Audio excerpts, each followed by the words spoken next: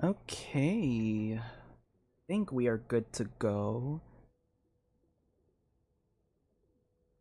Well, not yet, actually. I tried doing some catch-up quests yesterday, just off stream, and then my game decided to just completely die on me when I loaded into this quest. I didn't think I was gonna log back into this quest, so now I gotta do this before we actually start. So this is our pre-show, guys. This is the pre-show, and then we'll get to the actual like stream content after I get this done. Whoa, low, low, the stars are dancing. Whoa, low, whoa, whoa, low, low. I don't understand what you said at all. It's the end of the truth. Rim. Potioneer. I'm not gonna like read the the quest dialogue. I'm just gonna like have this play.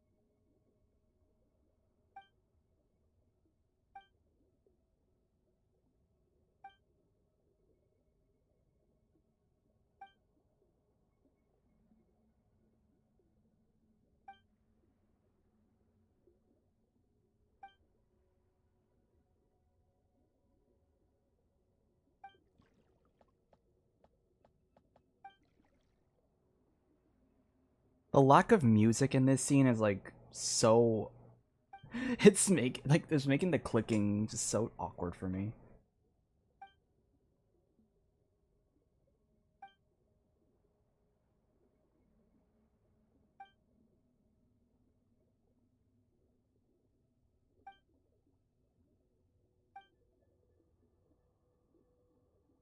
Shit, who's Mimir? Wait, fuck! Oh my god, it's been too long since I've played the Fontaine stuff. Wait, who's Mimir? I forget.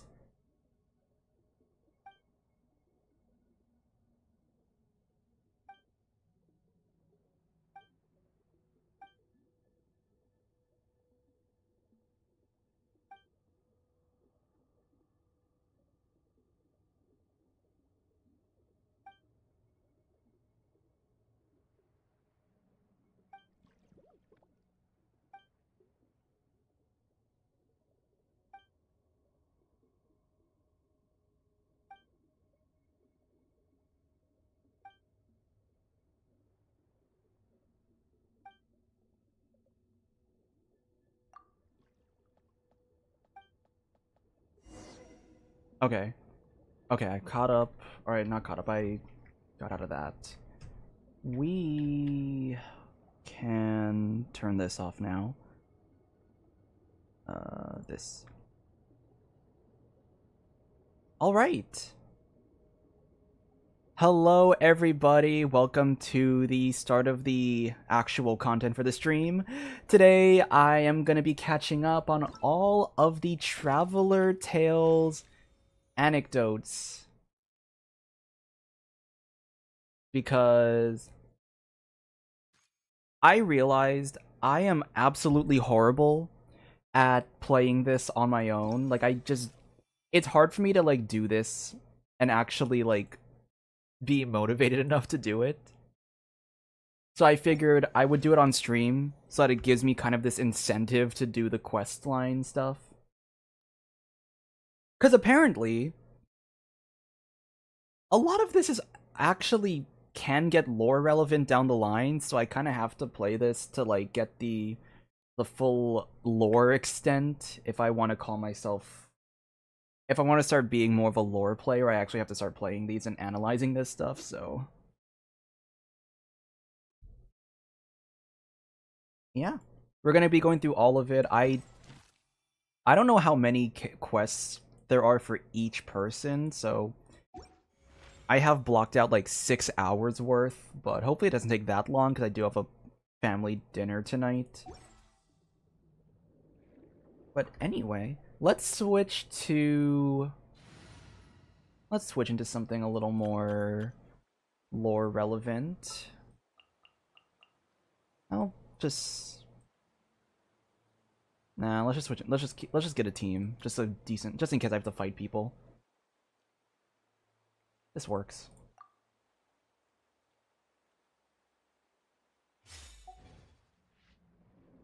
Alright, so who is first on our anecdotes list? I think Freminet's around here, right? But it changes every time. Okay. Let's just start off with Lynette. She's over here. Guys, it's my sister-in-law! It's my sister-in-law! It's Lynette! Sorry, I don't know where that came from.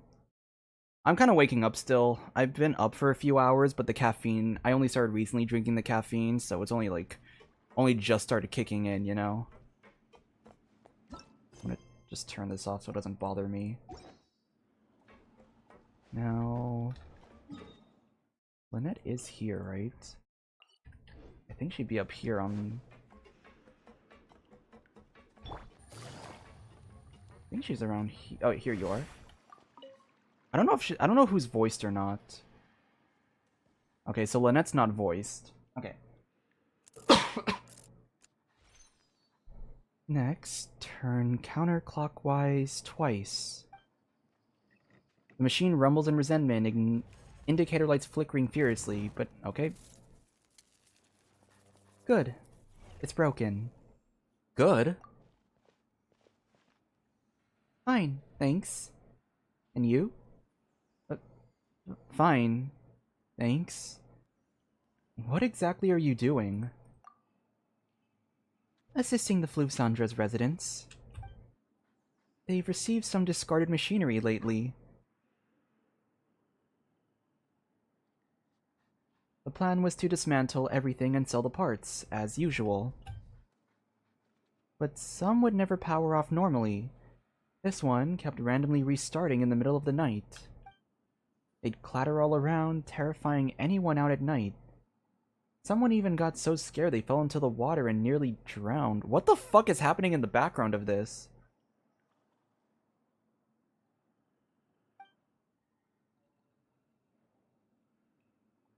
Lyney happened to come by for a magic show, and promised to help them out.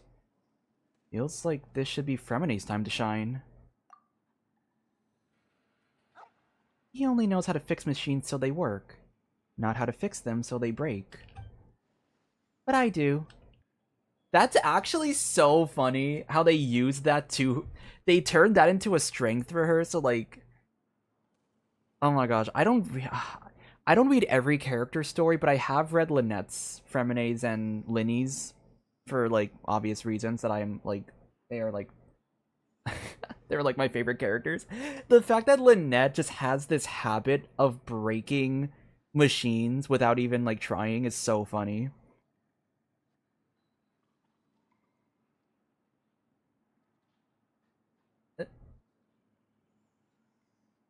You don't have to be so proud of it. Anyway, Lyney asked me to come help. He'll be bringing me a cake soon. One machine, one cake. Big machines left. Excuse me. The reward for the next machine is a berry cake. Berry jam filling.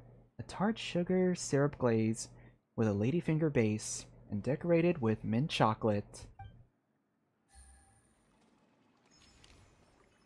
Ah, I love that. You know, funny enough, I never actually played all of the anecdotes from the last time, which is once again why I'm doing it on stream so that I actually get through it, because I apparently missed a lot of pretty cool lore things. Like, apparently Venti showed up at some point in a Rosario one, and they started drinking. Shan Yun met Razor, and I'm like, damn, like, I gotta do this next time so that I actually, like, do these, like, actually get to see these for myself. Ever considered an actual burning unit, like a unit that buffs adds to burning reaction, or maybe burning and burgeon instead of a unit that relies on it only? Maybe in the future? It's not a priority reaction for me, so... Or not a priority, video for me, since I already technically did the Asha video. Asha's thing was technically burning buffing, more on like a damage, but... Because I did do burning already, I am gonna kind of just keep that in the back end of my list. I didn't do this. Wait, there's a thing? Hold on, I didn't know that they had a thing here.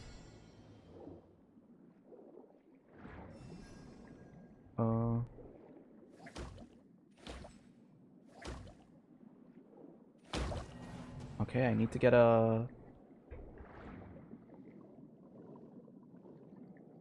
Oh, this works. Okay. And then I'll go talk to Freminet after this.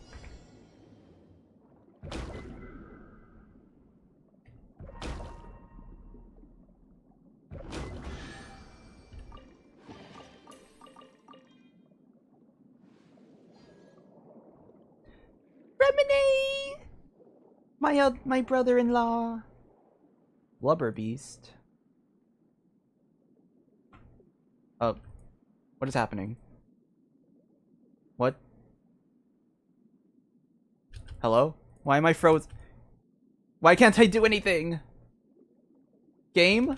Genshin? What the fuck? Okay. I might have to restart my game.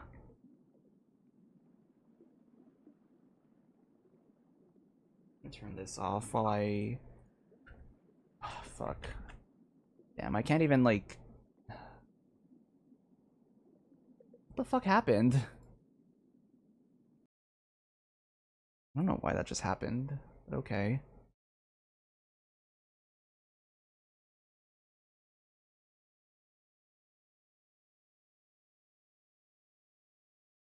So... While we are, waiting for my game to turn back on...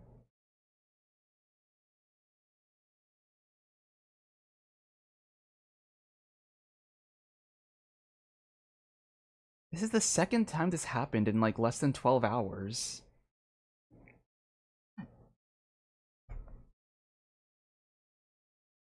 I hope I'm not gonna have to keep doing this, like, over and over.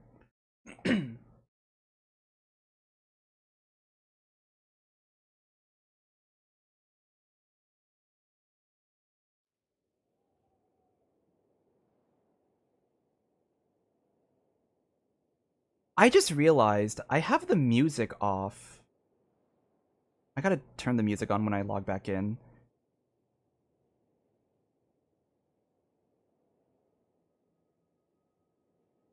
I have the sound effects off. Wait, did I turn off the voice lines? Oh no! Is that why? Wait, guys. Whoever already did the anecdotes, was Lynette voiced? Because I think I only had sound effects on. I did, because I was doing a thing earlier that I had to turn off. I turned off... Oh my gosh, guys. Oh my gosh, guys. I forgot I had the sound effects. I was recording a thing, and all... Oh, that's the wrong capture. That's my green screen.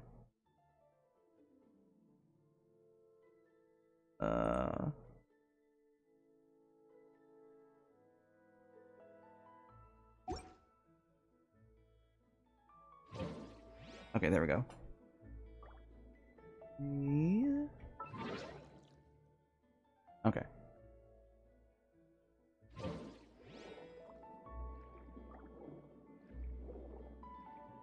Okay, anyway.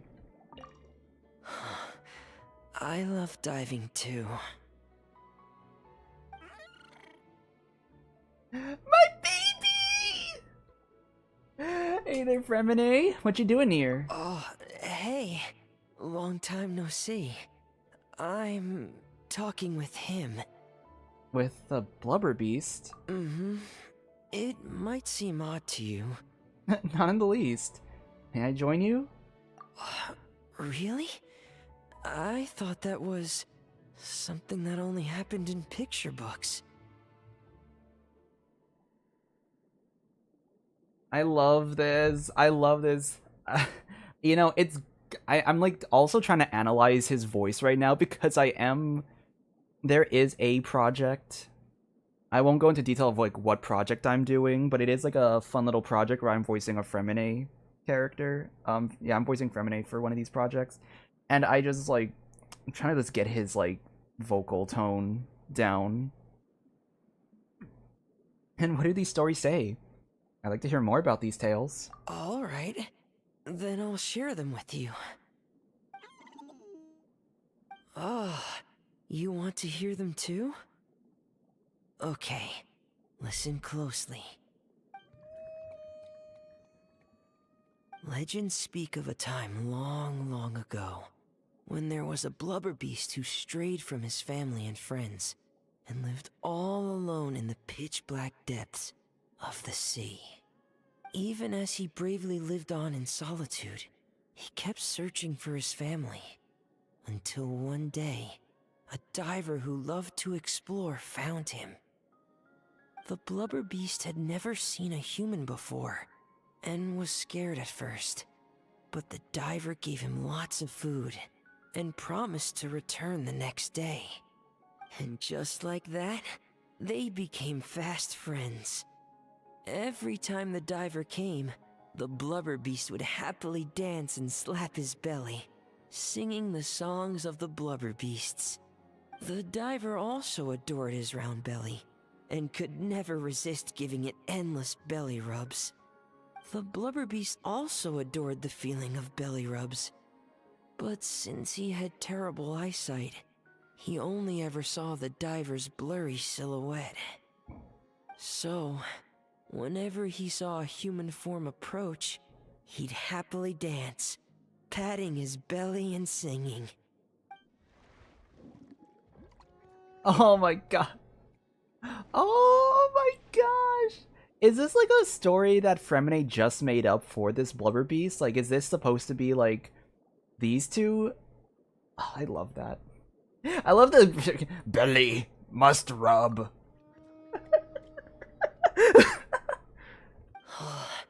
Good boy. Here, have some fish.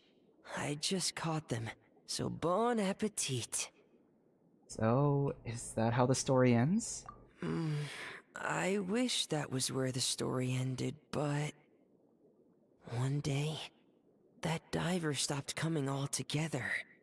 The blubber beast waited for a long, long time. Finally, he gathered the courage to go and look for the diver, swimming off in the direction the diver had swum off to, until he had finally reached the beach. And that's where the picture book I have ends. I don't know how the rest of the story goes. Our two friends might have... Oh no, is he crying? Look at the blubber beast. He's crying. Don't be sad. It's just a story. It's not real. I think... I think they'll be reunited soon. It'll have a happy ending. Yeah. I'm sure it will. Oh, want some more fish? Give me a second. I should still have some more.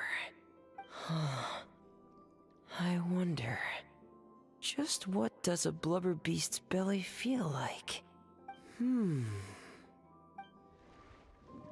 Oh my gosh, yeah, give him the belly rubs. So I guess I'll go for it then? Wow. This is really something. A world removed from petting Lynette's cat.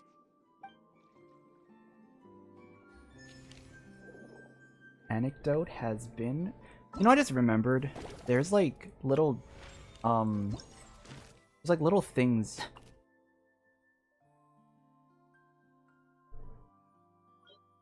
Lynette has been helping the people of the Flosandra to fix their machines. Thanks to her exceptional skills, every machine she touches immediately lapses into an unresponsive silence. Under the waves, Freminet has finished sharing the story and his picture with the Blubber Beast. He hopes the human and the Blubber Beast from the story will have a happy ending. There more to this? Wow. This... Okay, just that. Alright, moving on. I know there's like people all over. Like you've got like Natlin, you've got I think I know there's like Inazuma, there's Natlin. Let's check Inazuma's area, see if there's Okay, here's someone.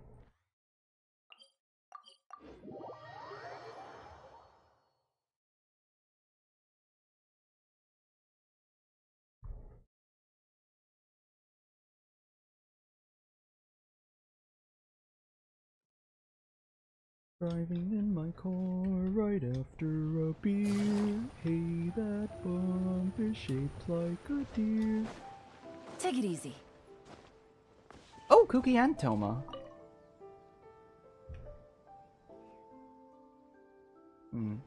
Which is to say that as long as someone passes the exam and gets a domestic services provider license, they'll be able to take more repair and cleaning jobs.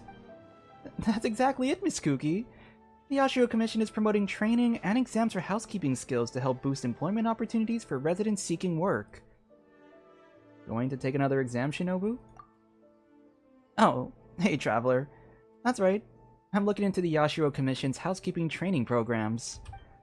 Toma says that as long as you complete a full course and pass the exam, the Yashiro Commission will issue you an official license. It's a significant advantage for job seekers. I imagine that with your talent, getting the license should be a piece of cake. You flatter me. But while exams don't faze me, the rest of the Arataki gang... Boss's last job was to give exfoliating back scrubs at Isa Bathhouse. But he went at it a bit too hard and ended up scrubbing skin off too. Last month, Akira helped grill skewers at Shimura's. For every one he grilled, he ate 3. Shimura's would have been in the red for the whole month if bystanders hadn't intervened. And then there's Mamoru and Genta. Ushi's the only one who doesn't cause trouble, and that's because he doesn't need to work. Wouldn't that get them fired? Right on the money. When I asked, they all replied in perfect unison, "Sorry, we got fired again." In short, aside from me, the entire Arataki gang is presently unemployed. So they're living a free and unstructured lifestyle, bereft of social attachment. Pretty on brand for the Arataki gang. So, Miss Kuki, I take it that you intend to secure licenses for the gang, and in doing so, improve their job prospects? Yep, my thoughts exactly. But just dragging them there to take the test is probably pointless. It's better if I get the license first. Then, I can go back and tutor them myself. That's much more likely to succeed. Very thorough. In that case, are you ready to enroll right now? Give me a bit.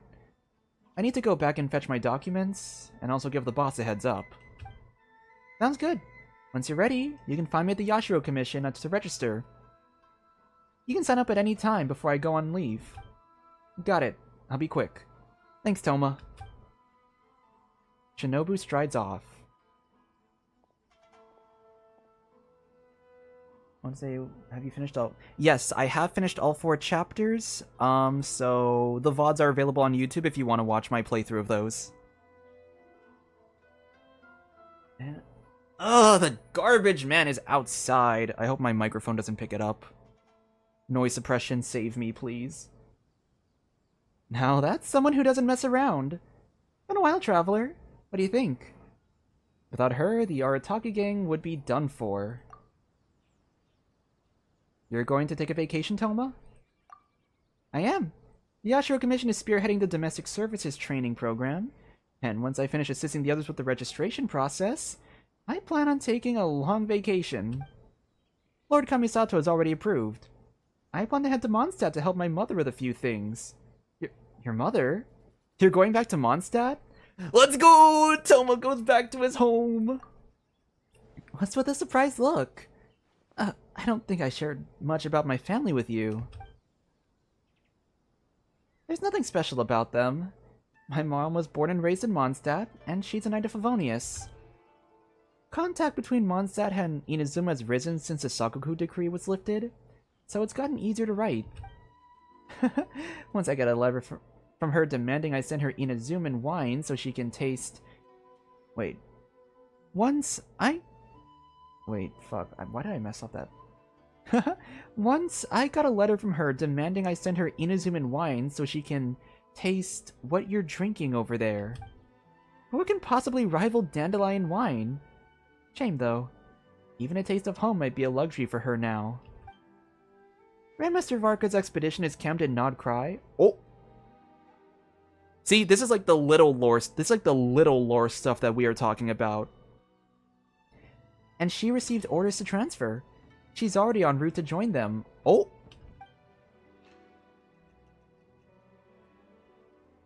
Wait. Are we gonna meet Toma's mom in Nod Cry? Wait, that'd be so cool to meet Toma's mom in Nod Cry. It's been years since I went back.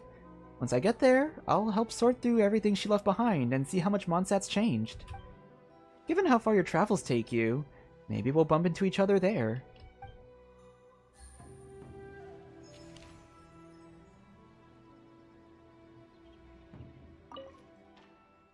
I think I'll swing by the Angel Share for some apple cider. It'll also be a perfect chance to buy some local brews. Can't find those here after all. Nice. Okay, that's actually kind of cool that we might see Toma's mom in Nod Cry.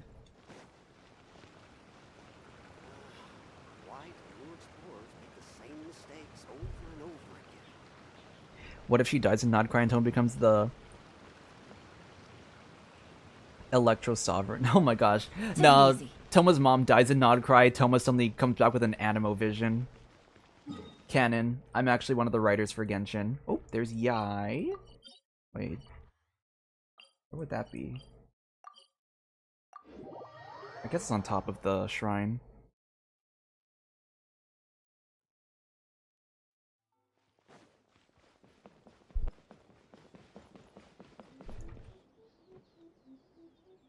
Hello, traveler. Are you here for a fortune slip? Apologies, but now isn't the best time. Why? I want my fortune.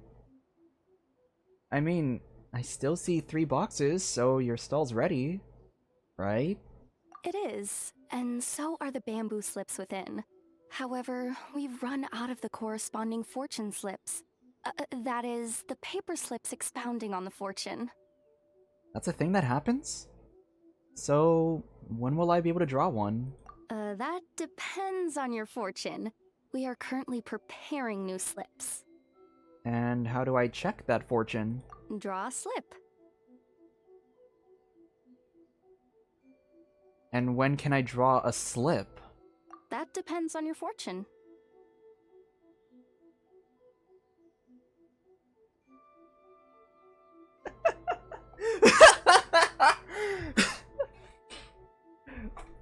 They make him so expressive now. I love it. They're making Ether so expressive. We're going in circles, you know. How long are we gonna do this? We are. And you've looped around to a great fortune indeed. Wait. How do you know that? Oh my. I was just wondering who Mommy. wandered by. I mean, Yai! It's you, little one. Are you here for a fortune slip? That's right. But Ringo here said they were long gone. That they are, yes. Everyone in Inazuma seems to be getting more anxious by the year. Oh, won't someone think of the rising paper consumption? We just restocked earlier too, and poof, gone again. Even the great fortune slips are nearly gone. Oh, truly, the troubles of being a Guji never cease. Still, you're in luck today. Here you are, Ringo. 300 fresh, good fortune slips written by yours truly in a single sitting. Should be enough to tide us over. 300? Just how long will it take to go through those? Well now, that depends on everyone's fortune, of course. Bruh. Now, little one, aren't you here to seek yours? Go on. I'll cover your eyes while you draw a slip. Oh, the image! Screenshot! I bet there's fan art of this. It's you know what's so interesting? It's actually kind of crazy. We are in like the last week of this like special traveler anecdotes thing. I have not actually seen too many like clips of this. Like I know a few things that happen in the anecdotes. Like I know like there's one where Traveler walks into Wanmin restaurant and he's like fucking fruity ass pose. I know there's a few things that happen. I've never seen this screenshot pop up. Like I've never seen anyone screenshot this and post it on Twitter or TikTok. So this is actually kind of cool for me that I actually get to experience all of this for the first time, despite waiting till the last minute to do it. Now be sure to draw well. These aren't your everyday fortunes, you know. These are Guji Yai's special slips. I'm scared what that means.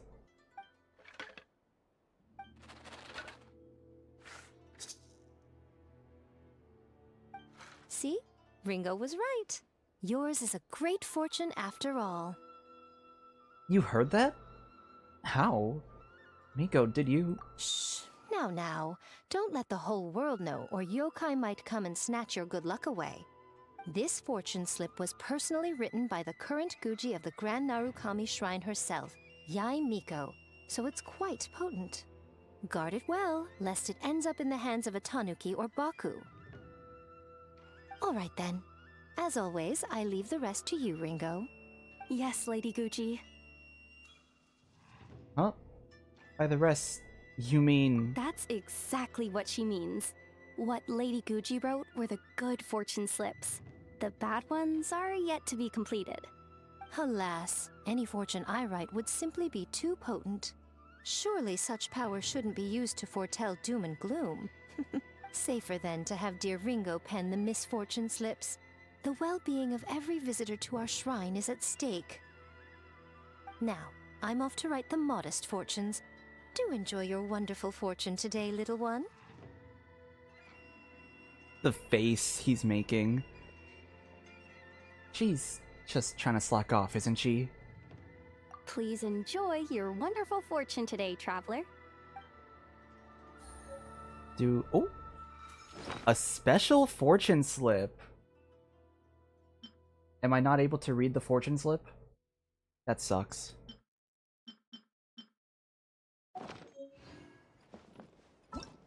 Let's see. National Commission's training program. Training for a long vacation. Alright. Nice. Oh, nice. I forgot I get primos from this! Should I get Inefa or Emily? Okay, so the thing is for my channel, I don't really talk about like pull value because every account is different. I honestly do not know. Like I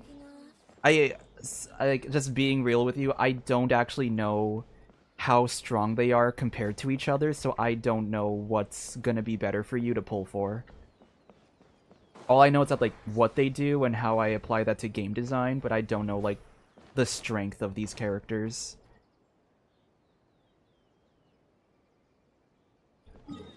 Moving on. Okay, I don't see any Inazuma. Let's segue.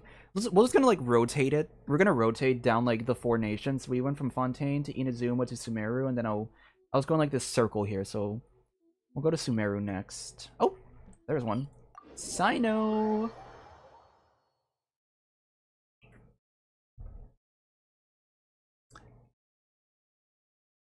I'm thinking TCG. He's gonna in before he makes a TCG reference, in before he makes a random pun. I'm thinking one of those two. Oh! Oh my gosh! It's both of them! I promised Kale some rich mushroom soup tonight. Other than mushrooms, I still need to buy a few seasonings. Sino, what are you looking at? Interested in trying this shroom variety? No, but I am pondering a related question. Sino, is he micro-managing the shopping? It's you, Traveler. That joke wasn't bad. Allow me to soak it in. Huh? What did he just say? Micro... Not bad. I like it. Sigh, no more. I was taught by the best. Ugh. Please, you two, that's enough. It's almost time to eat. Traveler, care to join us? Kale would be delighted if you were there. Not bad. Still, it's a pity. I haven't found any new shrooms yet. New shroom? Now that's one I've never heard. Is it some newly discovered species? No, that can't be it. I keep track of every project related to cultivating new species, but I've never heard that name. Exactly. After all, the newsrooms have yet to make the press release. Ugh. Sino, you're finishing every last drop of soup tonight. Got it? Got that? It was so fast. It was so fast. The anecdote just... Damn. Damn, they did Sino dirty.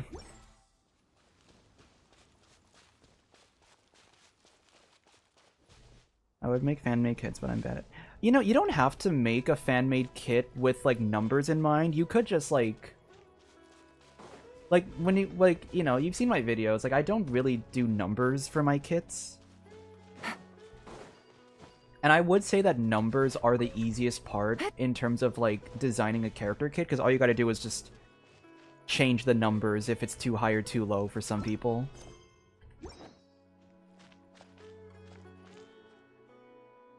What am I doing? Map.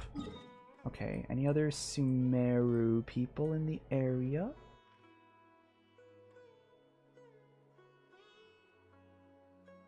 Maybe Dia in Aru Village?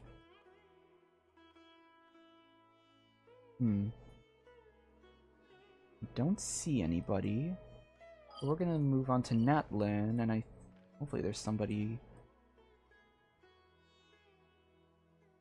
Oh,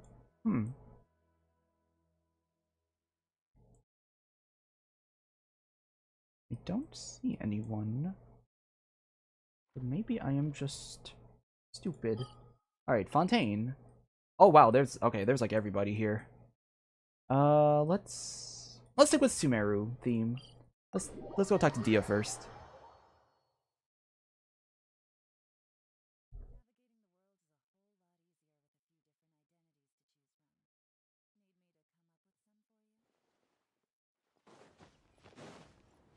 Take it easy. I think if there's one thing that I seem to know how these anecdotes work, apparently, if I'm not mistaken, they do like connect in like kind of a sequel format, so Sino's next anecdote should be related to like... Where is she? I'm gonna switch to my exploration team actually so I can just get around faster.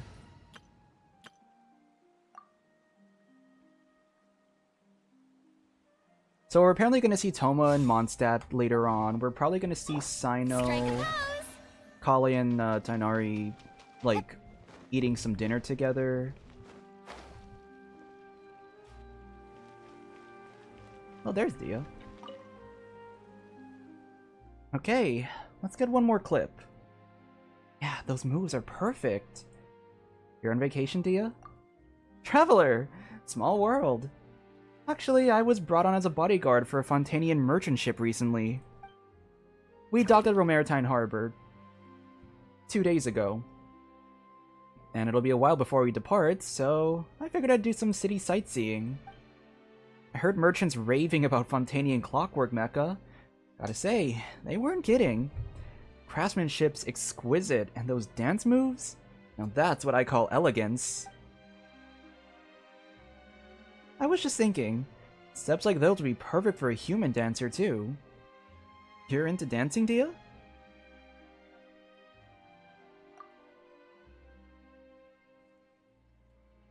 Oh, shit, hold on.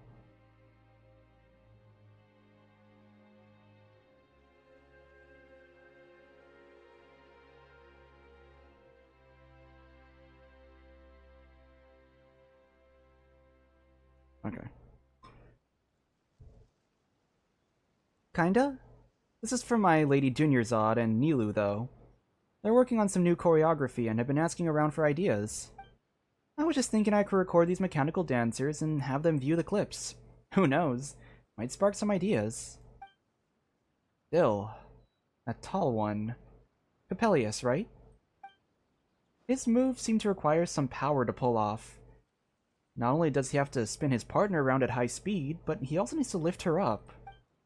That's gonna take some serious strength. Between my lady and Nilu, who's gonna do that exactly? Oh, what if you took the leading role? You've definitely got the muscle for it. Me? Oh, no. I could muddle my way through some simple steps, but a complex routine? Not my thing. Last time Dunyarzad dragged me onto the dance floor, the beat ran circles around me. Kept stepping on her dress, and we both nearly tripped. During the break, she changed into a short skirt and had me follow her lead. Did you have a good time? Dancing with her? Of course I liked it, but I'm not cut out to be a dancer, no matter how you slice it. Still, if she wants to practice a dance like this, I'll just have to grit my teeth and try to take the lead. Guess I'll have Dunyarzad dig that old skirt out once I get back. Looks like it'll finally see some use again.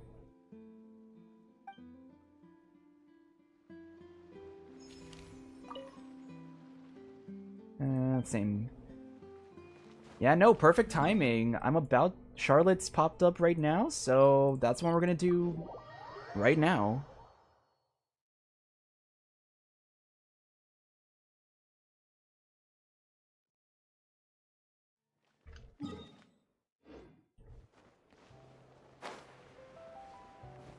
How many anecdotes does every character have, by the way? It's like 3 parts to these anecdotes, right?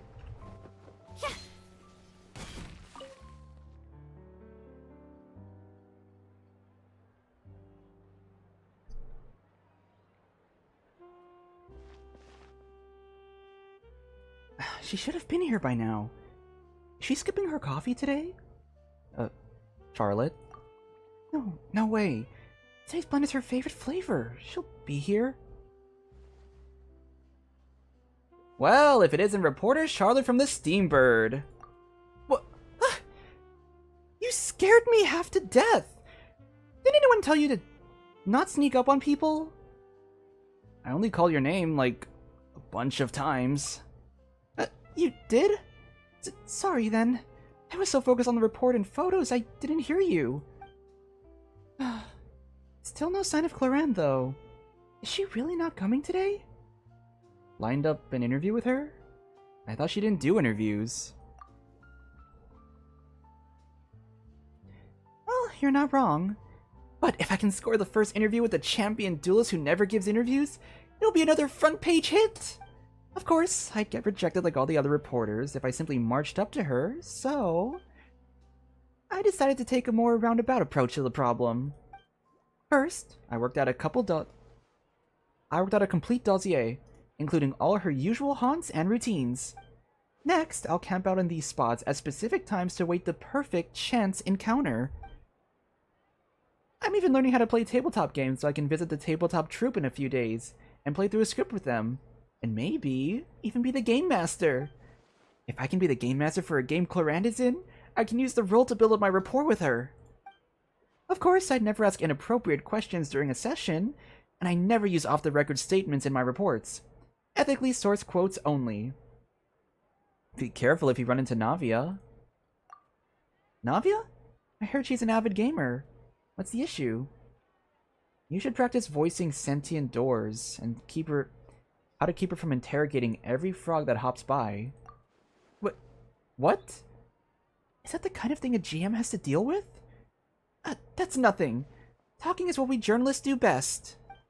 If I ever get stumped by something, I'll dazzle them with my professionally honed spin techniques. Nobody will be the wiser. Is that how you normally handle things? Wait, so when... No way! When I speak to you, it comes from the heart. There's nothing I can't say to you. Oh, gotta run! I need to get to the Hotel de Boer. Clarande might be on her way to buy some cake there this very second. See you later, traveler! And don't forget, I want an exclusive interview with the next time there. I want an exclusive interview. Fuck, I can't talk! I want an exclusive interview with you the next time we get the chance. Ugh, this is like the thing with caffeine for me. It keeps me awake so I don't get all like low energy during these streams, but I talk way too fast than my mouth can. My mouth goes faster than my brain can handle. Oh, Novelette! I see you!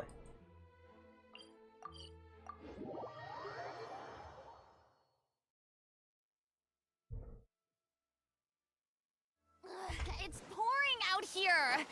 Oh, wait, the water levels aren't rising, are they? Oh, Freminet trauma.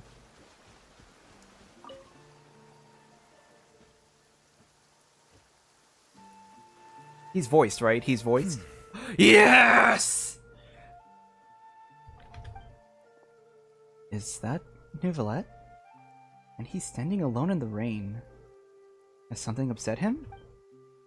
I should say hi. Don't get an opportunity like this every day. Hello? Ah, traveler. Hello to you as well. How have you been? I am the same as always.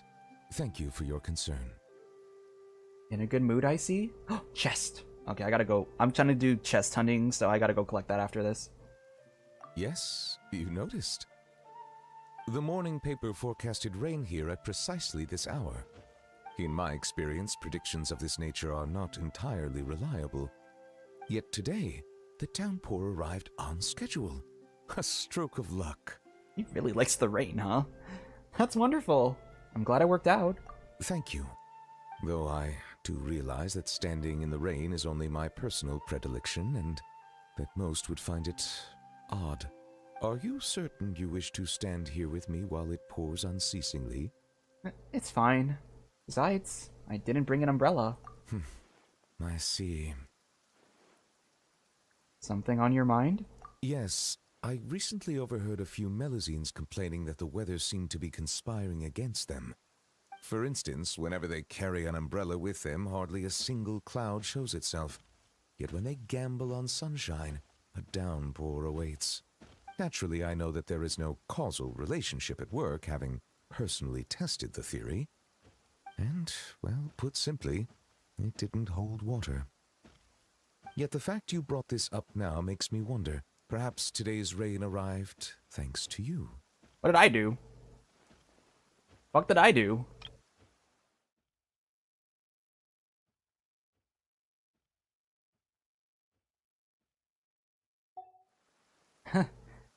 Guess I'm just awesome like that. I admit it. I'm the Rain Archon. You jest, I presume. No, I am the Rain Archon. I'd feared this squall might have soured your plans, but I'm glad it doesn't seem to have dampened the mood. The chance to stop and reflect is also an experience to be treasured. So it is. One's thoughts drift easily while standing alone in the rain. For instance, I am currently pondering how the raindrops that descend from the skies and the bubbles of air that rise from the depths broadly fall under the same category of phenomenon. Do they not? Well, a passable joke, yes? What?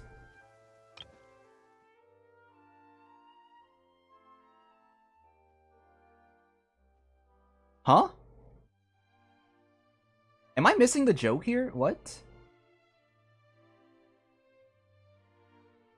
That was a joke? I thought it sounded kind of profound. Very well. Your feedback has been noted. Damn. I am glad to have received your acknowledgement. I am glad to have received... Am I missing the joke here? Or was it actually supposed to not make sense?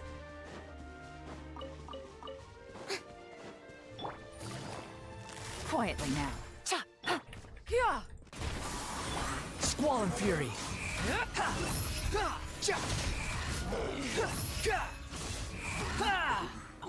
Yoo-hoo!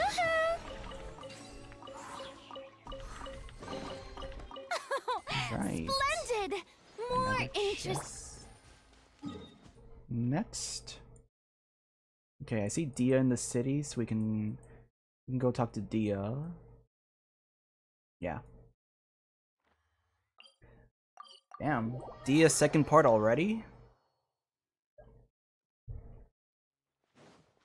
My lucky day.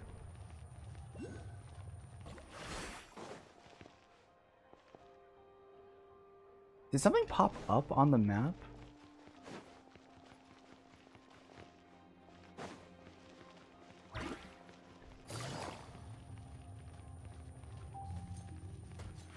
Oh, it's Chiori!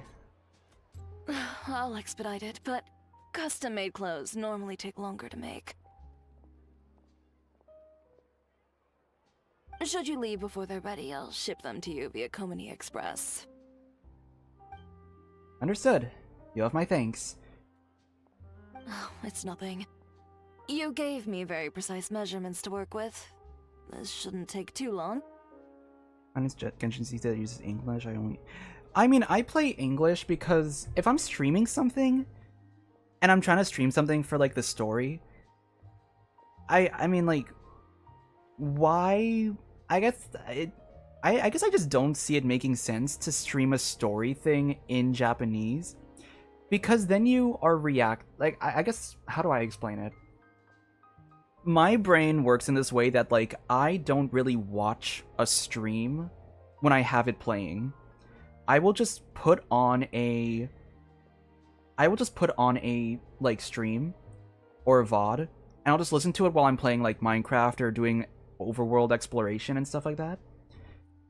And someone who is reacting to a story thing, I'll hear their reaction for some things, but then I'm not gonna know what the context is for that reaction. Because, like, they're talking in Japanese, and I'm like, well, what the fuck are they saying? And so I guess the way I view it is, like, I stream the same way with that mindset of just, like, I'm streaming with this idea that people are probably just listening to me and not actually watching. So at least if I react to something and they're not looking at the screen, they still know the context of what I'm reacting to. Plus, the English voice acting is not bad, like... You know, I think there's like a stigma with English voice acting, but honestly, it's pretty damn good in this game. Oh, and if you'd like, I can tailor dancing clothes for you as well. Huh? I don't need any. I'm just buying this so I can practice with my lady. Normally, I'd never get any use out of them. Is that so? Yet your eyes lingered on every single article of dancewear in my boutique. If I'm not wrong, you favor satin? With wave motifs and shorter hems? With ties on the wrists and sashes at the waist. Wait, when did you... That's so specific. I merely followed your gaze and made a few simple observations. So, how's about it? If you'd like your own outfit, now's the perfect time to have one made. Short on moral? No, that's not it. I brought enough, but... So you're hesitating for other reasons. Do you have any coins with you? Huh? Yeah, I've got some, but... Flip one. Heads buy, tails don't. I know where this is going! I know where this is going. I've played these games before. Watch. Heads buy, tails don't. It's gonna land on tails. Dia's gonna react in a way that's like, oh, it landed on tails. And Chio's gonna be like, there's your answer. You're gonna buy it because you got the answer you didn't like. So you knew you had the answer all along. Bam. I know this trick. I know this trick in the book. Deciding things with a coin toss? That feels pretty arbitrary. Yeah, that's way too random. I actually... Toss it. Now, the moment you do so, you'll know what your heart wants. The floating point, rotating in the air, slamming right. Okay, so she catches the... So, heads or tails? ... You needn't look. If right now part of you was whispering, please be heads, it's time for you to buy yourself a new outfit. Don't miss out on something you truly want because of some meaningless concerns you may have. Alright, boss. Make me some clothes. Excellent. Step inside and you can tell me about your requirements. Over some tea, of course. Traveler, care to join us? We could take your measurements while we're at it. I'm good. Thanks. Suit yourself. Just drop by during our normal operating hours when you'd like to place an order. I trust you know when those are by now. Ms. Dia, this way, please. How do I read the future? So, here's the thing. There was a show that I watched all the way back when I was still in high school, and it was a show called Andy Mac.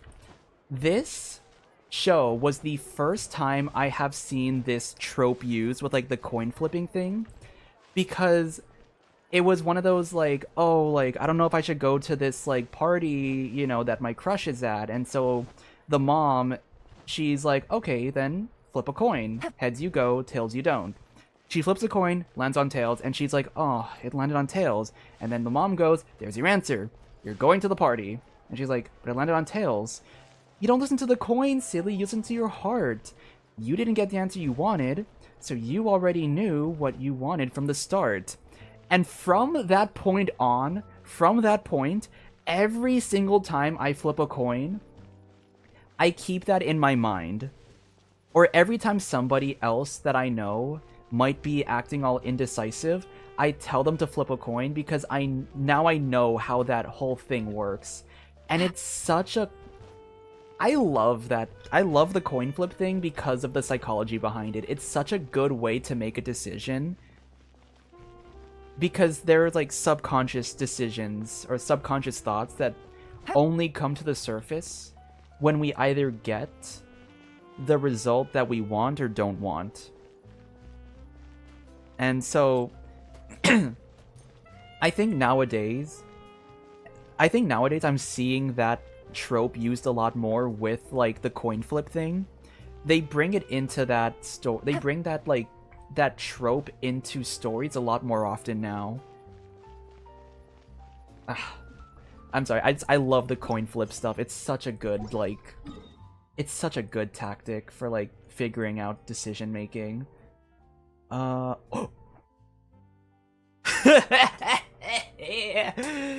Yeah, boy.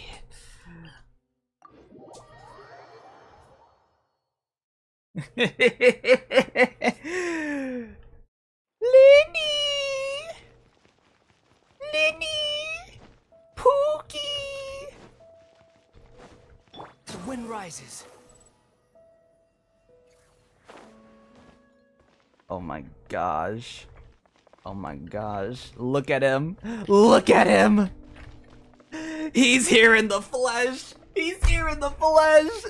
Oh. Yippee! Yippee!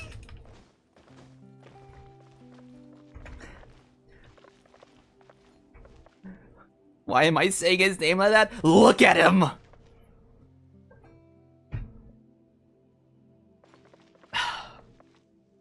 I have to take a moment to compose myself.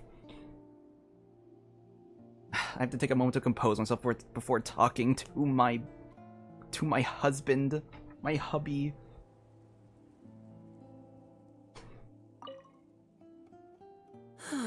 Still a ways to go.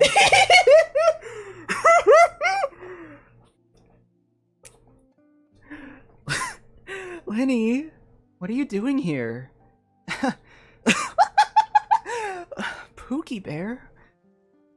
What are you doing? Traveler!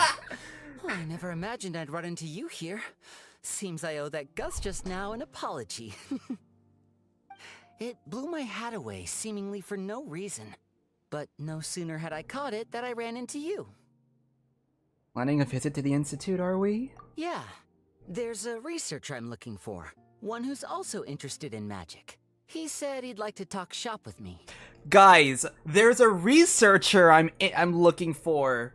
A researcher at the Fontaine Research Institute? Man, could it be... If Lyney here says that this guy's from Inazuma, I'm gonna freak the fuck out because, you know...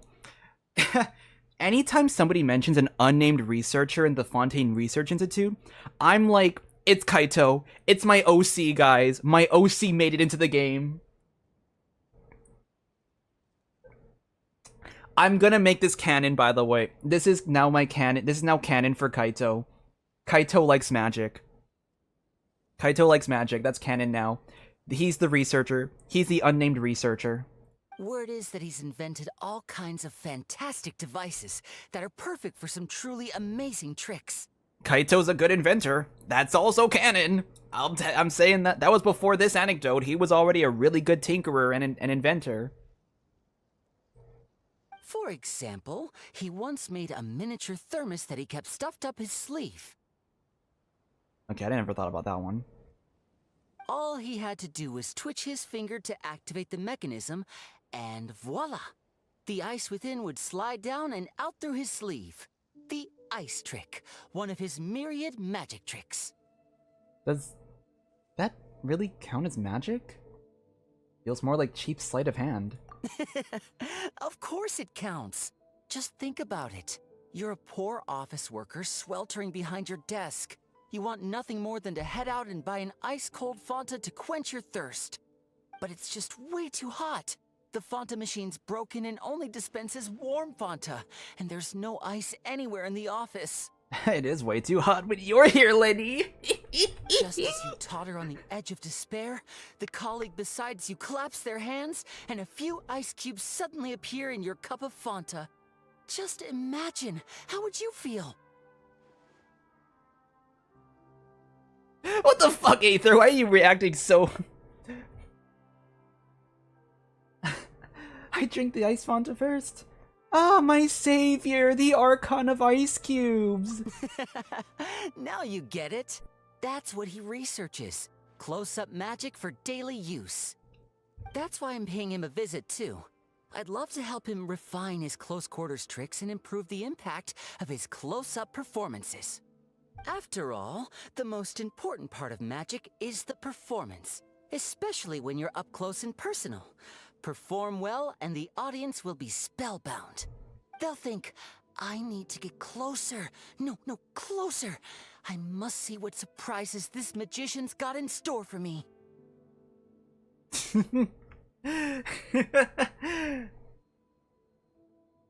I want to get closer too. I want to see what surprises Lyney has.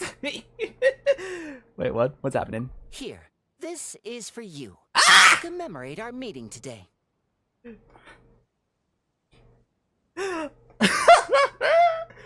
Oh my gosh, you guys can't see me, but I'm kicking my feet right now. I'd say you're actually the greatest magician, Lyney. Thanks for playing along. You truly are the best audience I could ask for. As long as you're beside me, I know even the thorny tricks will go off without a hitch. Oh, Lyney, I'll always be beside you. Right there in your arms. Uh-oh. Would you look at the time? I'd better not keep our man waiting. See you next time. You're talking to other men? What the fuck, Lyney?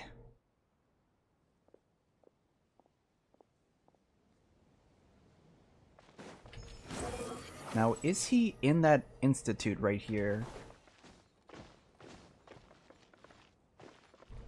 Where are you at? Nope, I don't see you.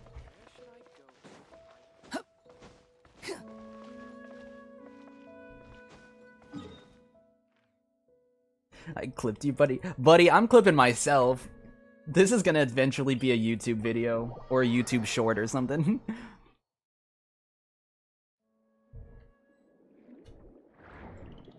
I hold no shame as a Lyney simp. I need more of those transoceanic pearls.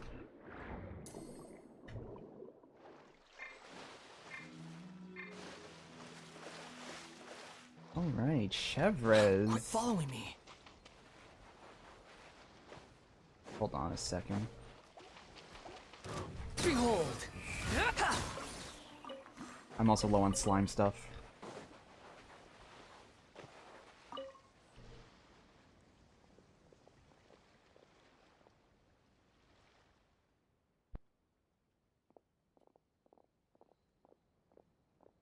Oh man. Frick, it's been a while since I've heard Chevra's voice. I forget what she sounds like. You at the front, keep moving. You at the back, catch up and keep pace.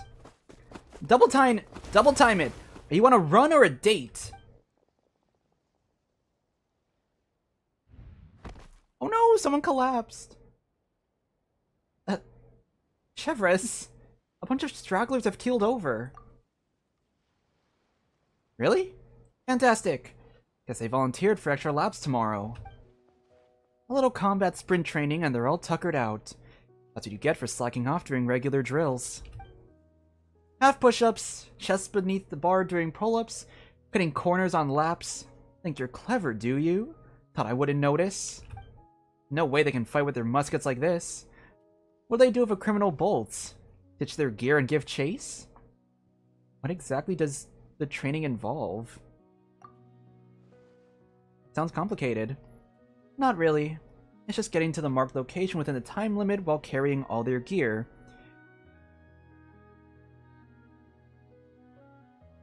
Retrieving the target item and running back. That's it. Their packs don't even include the usual supplies for long-distance deployment. They only have to carry their firearms, ammunition, observation, and protective gear, and medkits.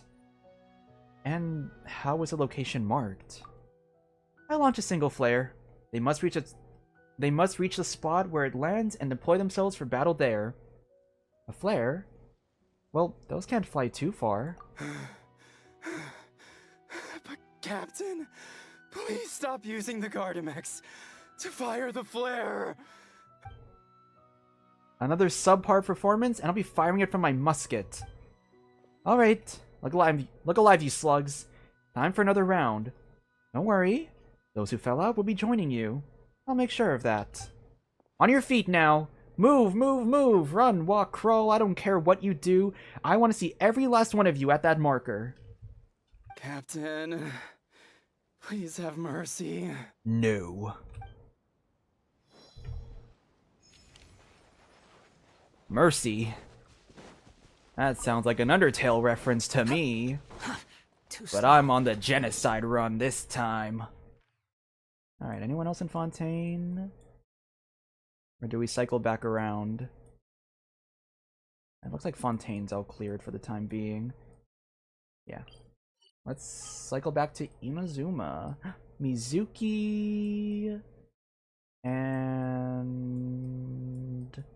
yeah, just Mizuki for now.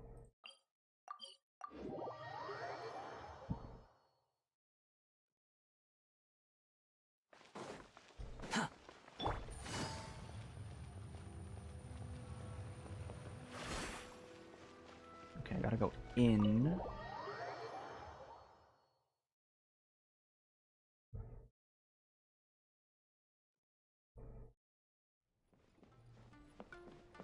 Layla? Okay, actually, wait, I remember this. I do remember seeing this. I forgot that Layla shows up in this one, though. Oh, man, wait. Fuck, I gotta... Wait, no, she's not voiced? Fuck, what does she sound like?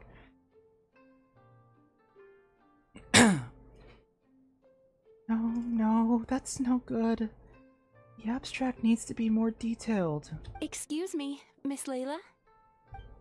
But if we go too in-depth, it might come off as indistinct from the main body. How am I gonna do this? Miss Layla, shall we discuss this inside? We can sit down and chat. Sorry, so sorry. I didn't mean to spiral. I just couldn't help thinking about my thesis again. It's fine. I've treated several academia students before. You can say I've encountered similar states of mind to yours. You've been to Sumeru? Yes, a scholar there once invited me to help treat his students. Oh, thanks for stopping by. Thank you. Have a good day. Really? Did any of them have severe issues? I wouldn't go that far. Just long-term insomnia, terror, paranoia, as well as acute tinnitus and vertigo. Damn. Are you describing thesis writing or monster slaying? I'd rather face the monsters. If you succeed, then all is well. If you fail, at least you'll never worry about anything else again. But a thesis? I don't even know what counts as success or failure. I'd finally squeezed the third draft out, but upon seeing it, my advisor just flipped it face down on the desk and said, "Forget your thesis for now. First, you need to go to Isa Bathhouse in Inazuma. Relax and recover a bit. I've already made the arrangements for you." Your advisor sounds really nice. It's good to kick back and relax every now and then. That's correct. I received a letter from Miss Layla's advisor in advance, with details about her situation and a request to provide therapy for her. I think it's quite likely that a mutual acquaintance shared my contact information. No, things can't be that simple. My thesis isn't done. We've just started our research topic, and I have a pile of unsubmitted work for my research group. Maybe my advisor thinks I'm totally useless and wants to get rid of me. Layla, snap out of it! The lights left her eyes. This must be my advisor's last gift. The last bath I'll ever take. Once I return to the academia, I'll be expelled, and then left alone in a corner, doing star charts. Doing star charts forever. No way, that's not gonna happen. Get a hold of yourself, Layla. It's just as the letter said. Her symptoms are extremely severe. How long has she had this condition? However, her advisor's letter clearly acknowledges her abilities, emphasizing constantly that she is their most outstanding student. Perhaps it's Layla who doesn't believe in her own abilities, thus triggering these symptoms. Evidently, a more thorough evaluation is required. Excuse me. I'm going in now. If there's any letters for me, please sign for them. Why does it feel like her condition's worsened? Think of something, Mizuki! Don't worry, I will help her. In fact, I've already come up with a preliminary treatment plan. Now, time to formally begin treatment. Yume Mizuki. Don't worry, now, time. Is Layla in the No, she's not in here. Alright. Ayato! Oh!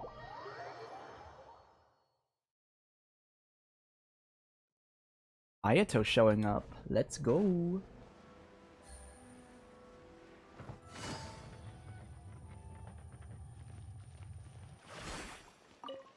Is he voiced?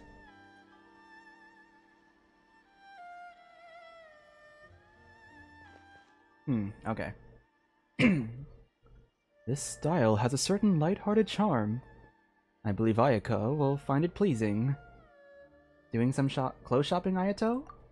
Now this is a fortuitous encounter, traveler.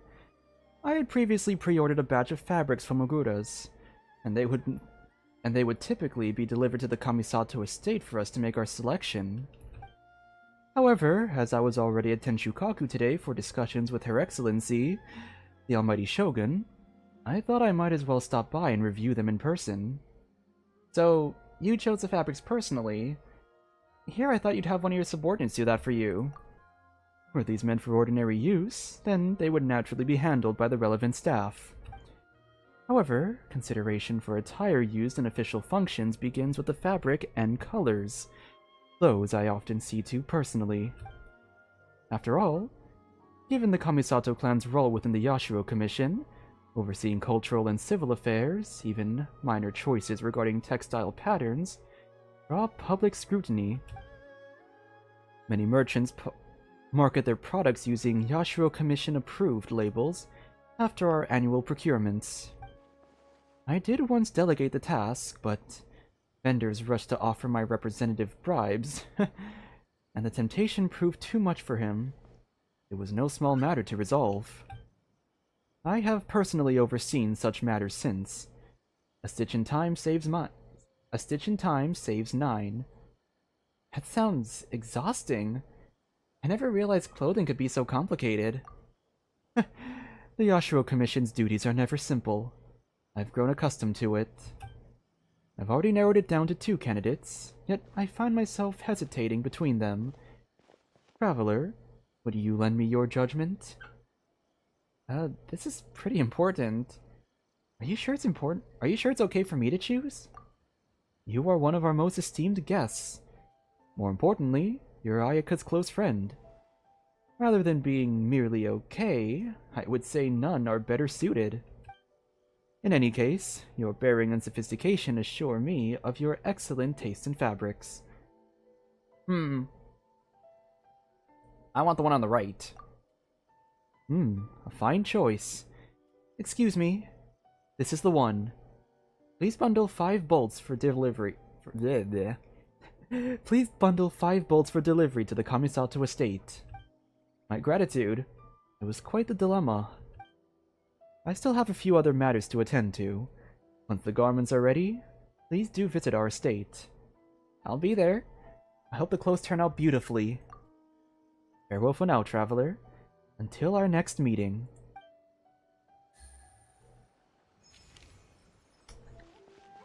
Take it easy.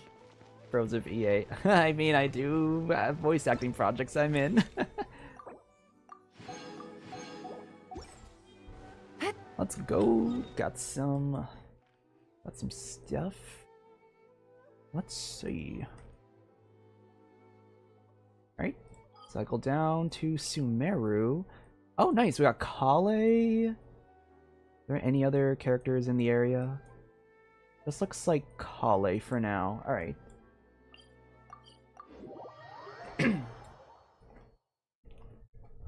Yo, guys, is Kale voiced?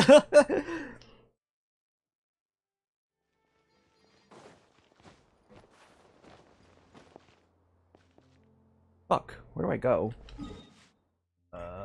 Well... No. Oh, well... You guys are gonna have fun with this one, then. Yeah, skyward.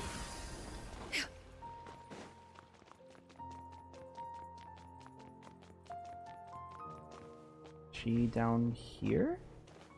No. Inside the... What? I can't climb that?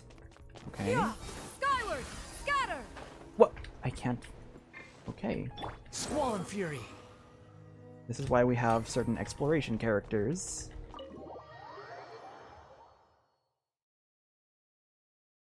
Wait, if Kali's not voiced... Wait, she is in here, right?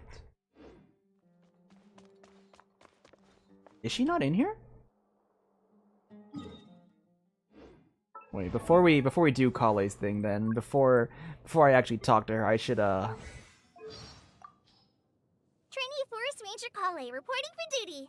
I will ensure your safe passage through this forest. So we're gonna try our best, is what I'm getting here. Is Kale in here? Or am I...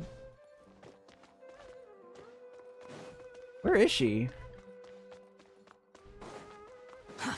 Too slow. It doesn't look like she's in here. Wait.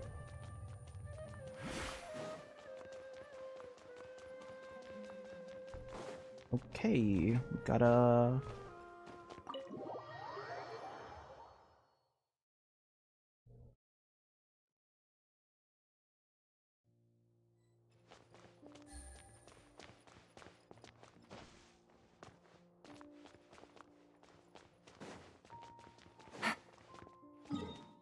Back.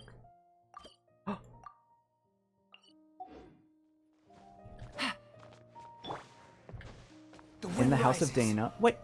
Okay, so she is in here. What the fuck? Oh, there you are. Why the fuck did you not show up on the map earlier? There you are. Oh, okay, I've got it. Thank you, Kale. Oh, fuck.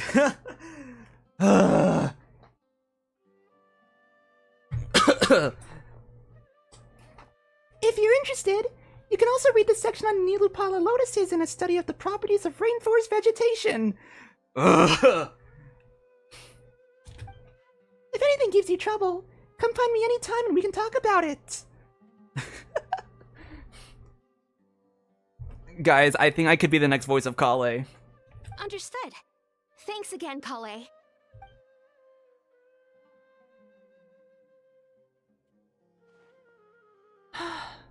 I told you not to say thank you so much.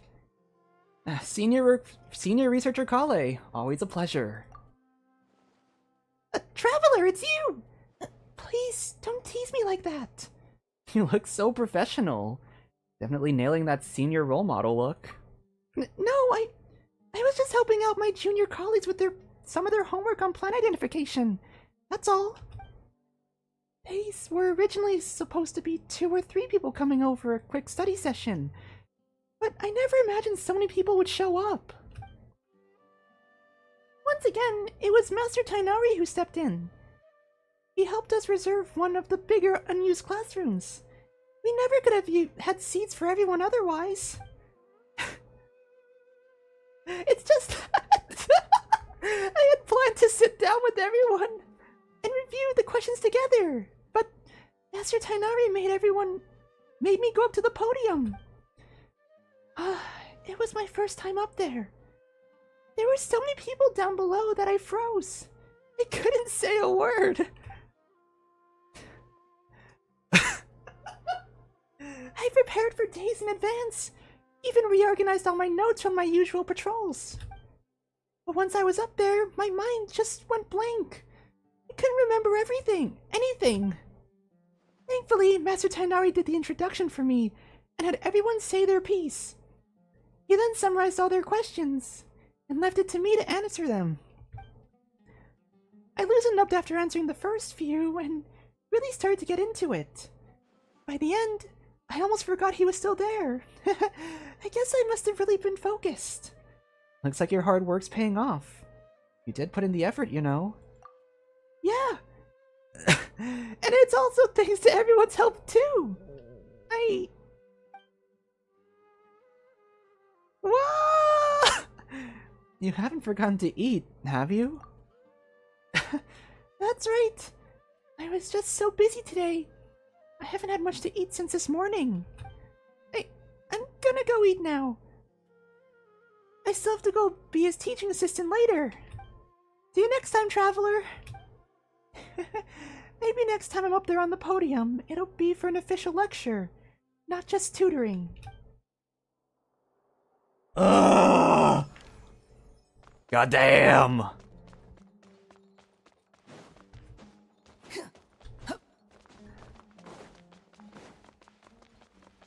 Next, for Kale's next part, we're gonna have her go through some puberty. Alright, who's next? I'm feeling lightheaded after that. Yeah, we're gonna not do that voice next time. Natlin? Maybe some Natlin characters? Not yet. Fontaine. Nouvellette. That's all. Alright. Swapping over to Nouvellette.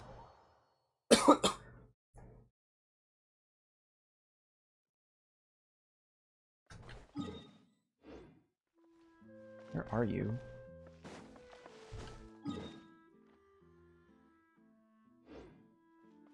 Squall and Fury. There you are.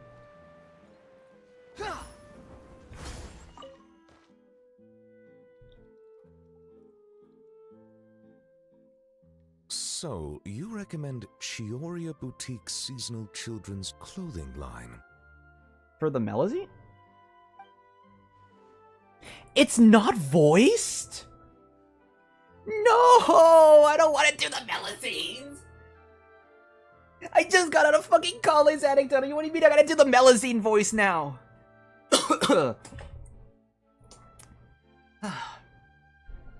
Yes, Monsieur Nivelette. Elaf often invites Kiara to Chioria Boutique to try on outfits. And they take a bunch of photos. They're all adorable, too. In that case, I shall place an order. Mind if I drop in? Greetings, traveler. Hey there! Great timing! Monsieur Nivelette added a new stop in his itinerary. And we were just discussing gifts, what kind of... Wait, fuck, I butchered that line. Monsieur Nivelette added a new stop to his itinerary. And we were just discussing what kind of gifts to bring. A new stop? And what kind of gifts? A rare opportunity to take a vacation has arisen, and I plan to use it to visit the Melusines in Merosea Village. Aww. It has He been really is some such a time girl since dad. my last visit, and as such meetings are hard to come by, I wish to prepare some gifts. As you are here, might I solicit your advice? I believe you have already befriended a number of Melusines. As such, your insights would be most valuable. I have a Melazine friend who loves to paint. Oh, right! I remember! Serene's letters mentioned that Mimere has always been passionate about art. Indeed.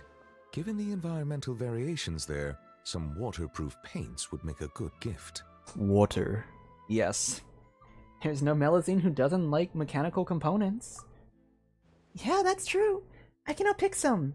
The Clockwork Workshops usually sell spare components at a discount. And Clockwork Toys, too. Then I shall leave their procurement to you. Thank you. Prioritize what you like, without regard to cost. I will ensure you have an ample budget. You can also never go wrong with making food. Oh, I fear my culinary experience only extends to making soups. Why are you buying clothes at the soup store?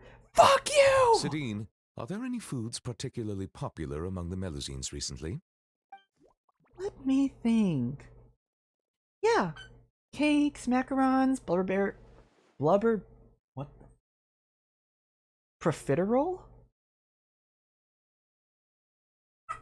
Hold on, I dropped my cards. Give me a sec. I have to pick up my cards. I dropped them.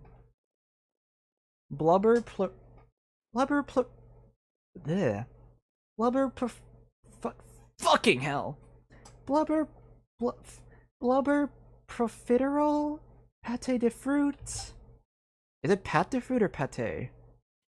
Oh, right, and lots of snacks like Fistos and Fanta. Oh.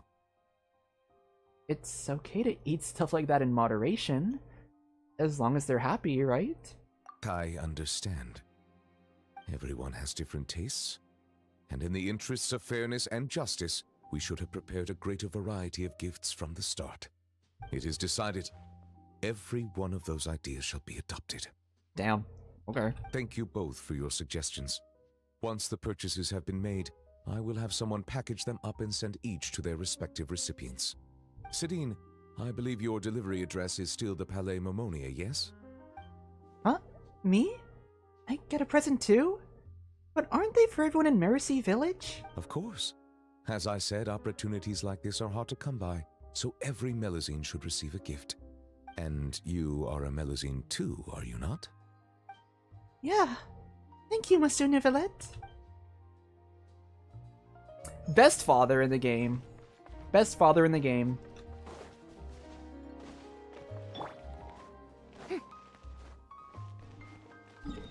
Let's see.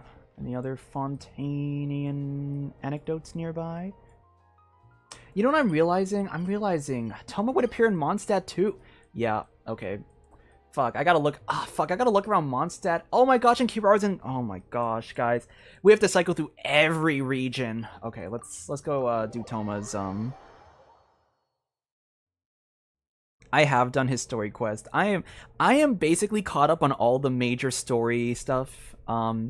There's a few world quests, like not like there's like some like world quests that are more like the casual quests, but I've done like all the major story stuff. Frick, guys, I forgot that it cycles through Mondstadt and Liyue as well. We gotta go visit like all the nations.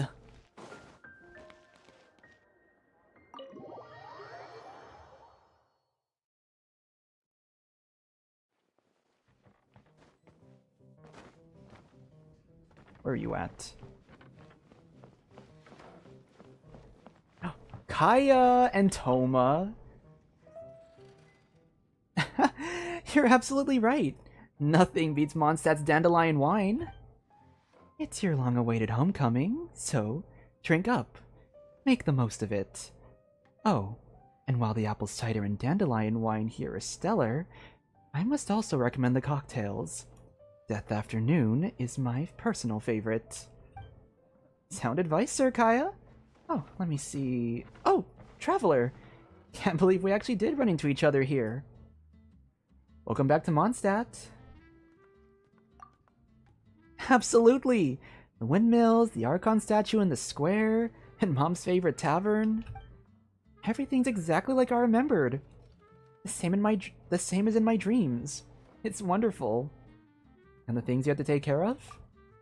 I already sorted through everything my mother left for me. Some were important documents, others old memories, but everything was in good shape. I also inspected and cleaned the house thoroughly. Old places that stay empty too long tend to start falling apart, after all. Leaks here, cracks there. I just finished that cleanup. It took way longer than I expected, though. Then I thought I'd pop out for some fresh air, and that's when I bumped into Sir Kaya. Mr. Toma, you're always welcome here. The honorary knight isn't alone in being glad to see Ulrich's son return. I'm sure you feel the same, hmm? Absolutely. Be sure to come back when you get the chance. Thank you both. Honestly, if I hadn't run into Sir Kaya, I'd have struggled to even begin catching up on everything that's changed here. Think nothing of it. Ulrich joined the Knights of Favonius before me, and it's my pleasure to assist her family. Besides, I'm rather enjoying my time with you. Hearing a Mondstadter's first-hand account of Inazuma beats learning about it from reports any day. If you're interested in hearing more, maybe we can exchange addresses? There's a lot that can't be explained in a few words over drinks. Gladly. Just address your letters to the Knights of Favonius, and on your end, you can send them to the Yashiro Commission in Inazuma. Only half a day back home, and I've run into an old friend, and met a new one who even knows my family. That's too much good fortune not to toast. Cheers! Oof. Death Afternoon. Now that's some strong stuff. Oh dear. Are you quite alright? I wish I could handle strong liquor, but... Oof, I can already feel my face turning redder than a beet after just one glass. Have some non-alcoholic cider with me then. Nothing embarrassing about it. Surprising. Ulrich could drink most sailors under the table. Yeah, I remember tagging along with her to Knights of Favonius banquets. They were right here, at the Angel Share. Then, all the adults were drinking dandelion wine and apple cider, and I was the only one who stuck drinking the non-alcoholic version. Drove me mad too. Let me guess what happened next. You snuck a taste of the grown-up drinks? Busted. I swapped my glasses with one of the adults, and... I recall being seated near the kitchen. What Mondstadt kid hasn't pulled that trick at least once? Luke and I did something similar when we were children. I knew it! There were some things only fellow Mondstadters really understand. Anyway, that drink burned young me's throat like wildfire. Later, my mother sent some apple cider to Inazuma. I thought the taste might be mellower than I remembered, given it's been so long. Nope. Still burned all the way down. I ended up having to share the rest with with the other Kamisato retainers, but they loved it. Gave me a whole pile of gifts too, which I sent back here along with my letter. Huh. There was that time Ulrich was passing out Inazuman snacks to everyone. Is that why? Maybe. Did you get to try any? I did. Dango, I believe. Good stuff, that. To whom at the Yashiro Commission do I owe my thanks? Dango... I think that was Miss Kamisato. Lord Kamisato sent tempura. Hirotatsu sent seasoned onigiri. Just 2 bottles for a whole smorgasbord of snacks. Well, like mother, like son. That was your kindness and enthusiasm being gifted back to you, I'd say. You may not have heard, but when your mother left for Nod Cry, we knights threw her a farewell party here. It was supposed to be a small event, but so many people attended that the place was packed. Take it from someone with first-hand experience. Free-spirited and thoughtful, gentle and kind, Ulrich is the very model of a knight. Looks like your apple doesn't fall far from the family tree, Toma. Looks like you're all getting on great. She'll be thrilled to hear that. Next time I write to her, I'll be sure to pass along your kind words. I'll be sure to pass your kind words along. Maybe toss in a bottle of good Inazuman sake, but for now, how about we switch to non-alcoholic cider? Fine by me. A little variety never hurt anyone. Between having heard your tales and making new friends, this round's on me. Yours included, honorary knight. Don't mind if I do. By the way, Toma, you never finished telling those yokai legends you mentioned before. You, Toma, and Kaya talk about all the... Okay. Kitsune and Bakedanuki making a bet? Now that's a story. Actually, it's not a story. It's true. If you ever visit Inazuma, you can come find me at the Yashiro Commission. I'll introduce you to some real yokai. In Inazuma, whether Oni or Tengu, they work honest jobs like everyone else. I'm already looking forward to it. Today's drinking session has been most fruitful. And it's settled. I expect they'll be all thrilled to have you as their new friend.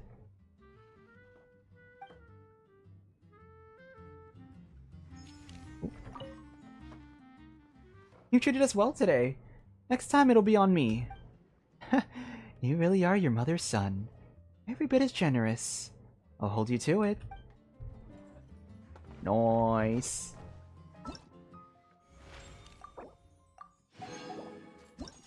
Alright. How much? Wow, we got a lot more.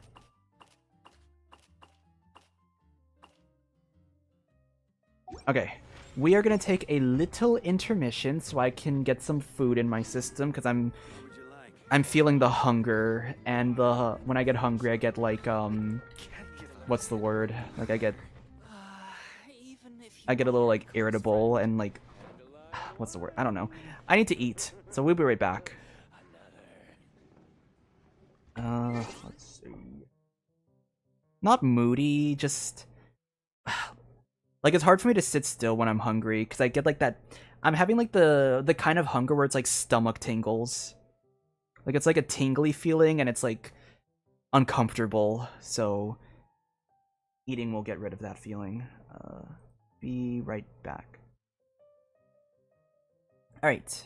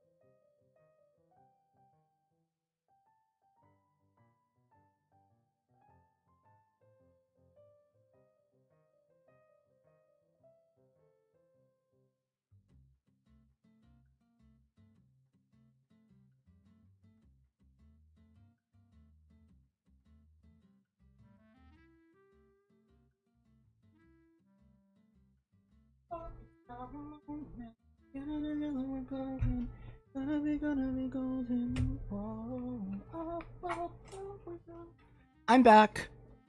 I have my instant noodles, which is totally an amazing lunch. I ate 3 Oreos while I was waiting for the noodles to heat up, and holy shit, like that actually really made my stomach like go back to normal. I didn't get those weird fucking like hunger, those like hunger tingles. I hate being hungry when that happens. Like stomach hurts when I'm hungry, and I'm like whatever. Like I can hold off. When my stomach gets like that tingly hunger, holy shit! Like I am like so like I get so fidgety. Yeah, fidgety is the word I would use. I get fidgety. I get like it's like I like my body just feels so sensitive when I'm having like those hunger tingles. Gosh. Versus like just a stomach pain from hunger. All right. Anyway, we can move on now. Okay. Looks like we should go to Liyue and talk to Kirara. This one I think I know this one from the memes that I've been seeing, cuz Ether's about to walk in with some fucking zesty fruity ass pose. Like he's going to be walking in like gay as hell.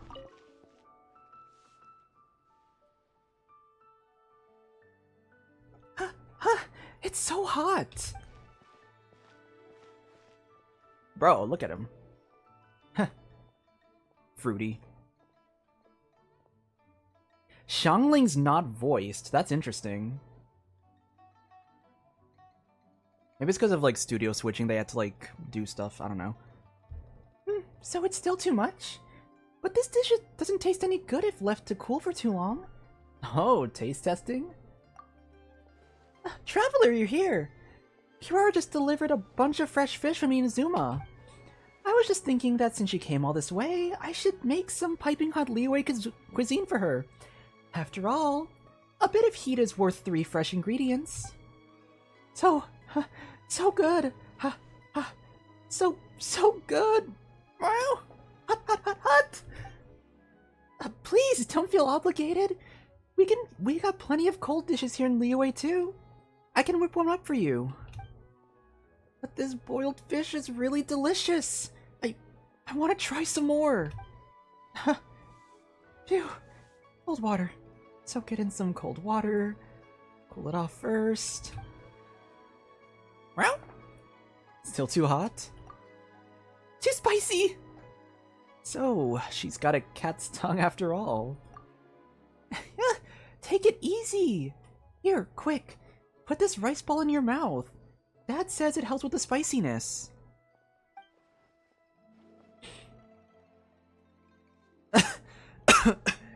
Stop meowing, Kirara! I don't want to keep meowing on stream!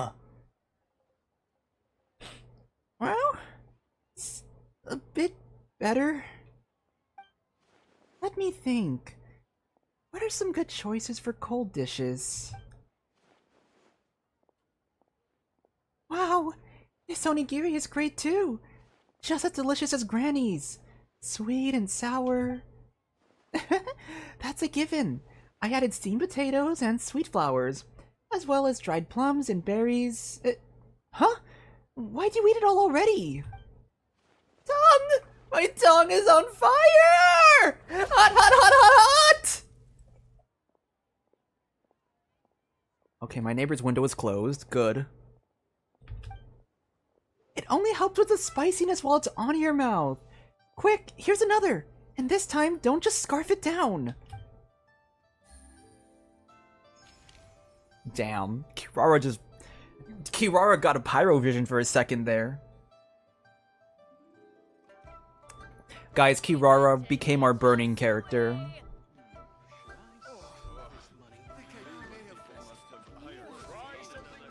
Let's see. Who'll be next?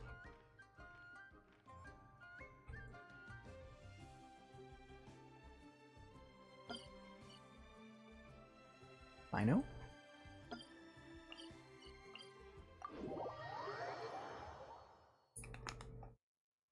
Speaking of hot, I hope my noodles are cooled off when I take a bite of this.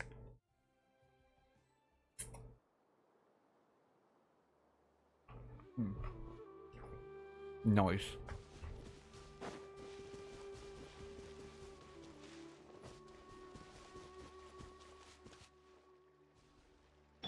Yeah.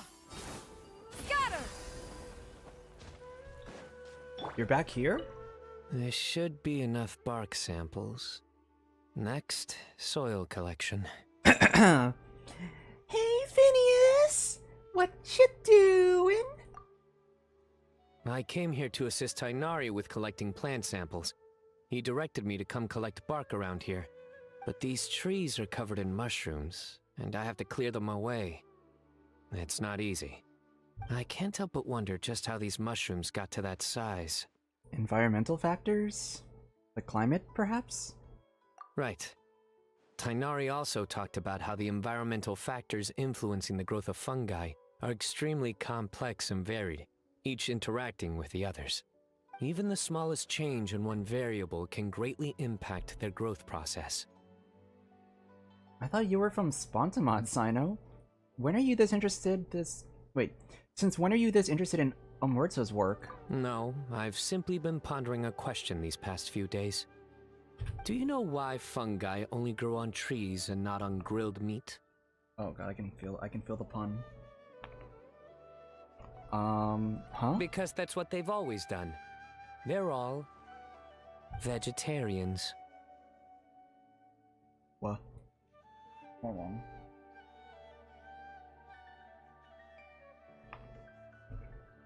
Hmm?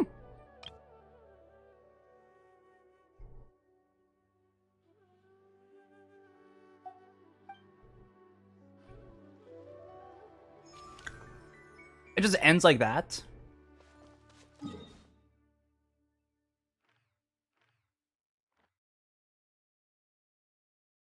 Y'all, does Sino get a part 3? They're kind of doing Sino dirty with this one. Like, I better see some real lore soon. Also, okay. Guess we run it back to Fontaine. All right, let's go. Yeah, let's just go up, down to up. Let's go talk to Nouvellette first. Monsieur Nervillette.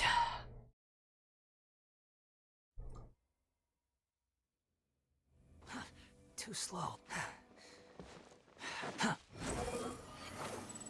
Oh my gosh. Let me down.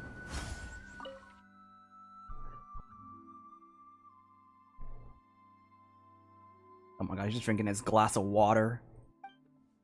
Monsieur Neuvillette! It's voiced! What? Serene got voiced? It's been so long. I'm really sorry. Are we late? Oh wait, Serene, not Sedine. No, I was just early. You were right on time. We're here to pick you up. The other Melusines are back in the village making you dinner. Oh, that's sweet. Thanks for making the journey. Today, I'll be interviewing you on behalf of Mercy Village. Monsieur Neuvillette, please, take this flower. I just picked it for you. Monsieur Neuvillette! Monsieur Neuvillette! Monsieur Neuvillette!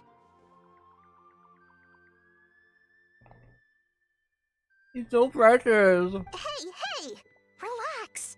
He's not hard of hearing, you know. Be polite. It's all right. Hello, everyone. I'm delighted to see all of you as well. Did you all receive the gifts I had sent over earlier? We did! Everyone loves them. Zana really liked the components you gave her, and she got you a thank you gift. Ferida liked them a lot too. She used them to make a pistol. That's right! I'll definitely join the Marechaussee Phantom soon. Please believe in me. Don't put too much pressure on yourself. The process itself is already extraordinarily meaningful. I believe you will learn and gain much. He's such a girl dad. I love him. I love this guy so much. He cares. As for me, I've already hung up the skirt you got me.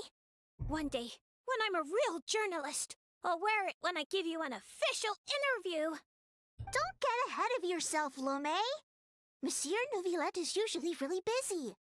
If you want to interview him, you'll have to apply first, then follow the proper procedures to make an appointment. And what's got you so down? What are procedures? Do you mean those super amazing people at horticultural fairs who can grow anything? I've seen them! No, procedures. And they're... well, I don't know either. But that's what Sadine wrote in her letter. Anyway, she also mentioned that there was one day when Monsieur Neuvillette was so busy, he didn't even have time to drink water. The gasp! The audacity! The horrors! How could the Palais Mermonia be so cruel? Regarding that particular problem, well, I shall be more careful in the future. We're all really concerned about your health. It'd be nice if you spent less time working and gave yourself more time to rest instead. Oh no, we got sidetracked, didn't we? How far into the interview did we get? You haven't even started, Lome. You're still in the reporting stage. All right. No, wait, that's not right. I still have a ton of questions. We'll need to find a place to sit down for a nice long talk. And don't you worry.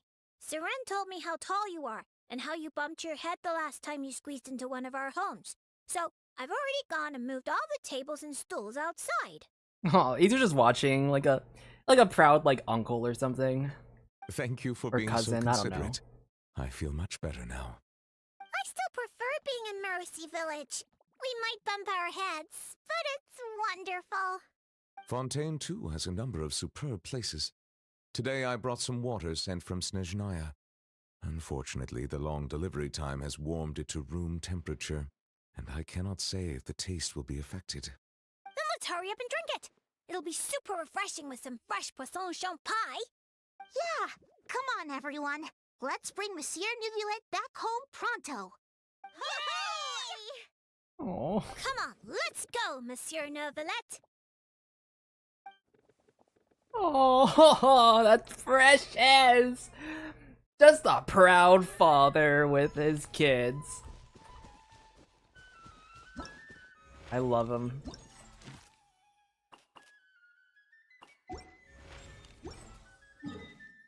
Let's see, who's next? Charlotte's next.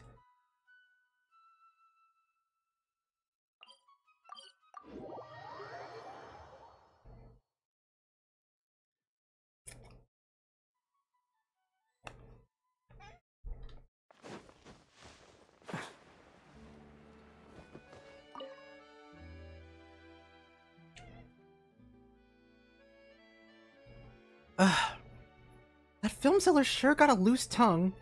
I told him to keep quiet. You're not planning anything dangerous again, are you? Is that the kind of person you think I am? You think that I, Charlotte, would just go recklessly barging into foreign nations just to get a scoop? Charlotte... Then you'd be right. Yes, I am. But even so, I still need to get the editor-in-chief's approval. I must have pitched a dozen reasons to cover Natlan by now. It's always a no. Not only that, but she won't even approve any vacation. I even promised to leave my cameras and spare film rolls behind during any personal trip to Natlan. But you didn't mention Monsieur Verite specifically, and you can buy film on the way there. Hey, it's not like I lied to her. I might have just omitted a detail or two. And then, the scoundrel that sold me the film went and sold me out too. Euphrasie went straight to my dad and told him to ground me for a month. Still, even if I can't go to Natlan, not a cry's fair game. I don't need them to fund the trip either. I've got plenty of savings. I've also heard my dad says he knows some correspondents stationed there. So it's a perfect place for a vacation with news-related perks. The adventurer's paradise, an Elysium. Its reputation alone is worth writing a few pieces about. Okay, I'm off to buy some supplies. I'll need some warm clothes and a whole lot of spare film and equipment. Right. And I need to convince Mom and Pop too so they can contact their friends over there. Otherwise, I'll need to find lodging on my own. Charlotte and Nod Cry. It's gonna be fucking crazy. Me. Huh, too slow. Charlotte and Nod Cry is actually gonna be such a crazy thing to see. Okay. No one here. Let's cycle back to Inazuma. Oh! Hazo. Yes! Yes! I know this one meme that, like, I know the one scene from the Hazo anecdote because that's been all over my page. And when that scene plays, I will absolutely sing the I will sing the song for. No, he's not voiced! My boy! Ugh. Oh, I was so excited. I know the VA said that he was gonna be back voicing Hazo now, but I guess they didn't get to. I guess he wasn't able to get the lines in time. Oh.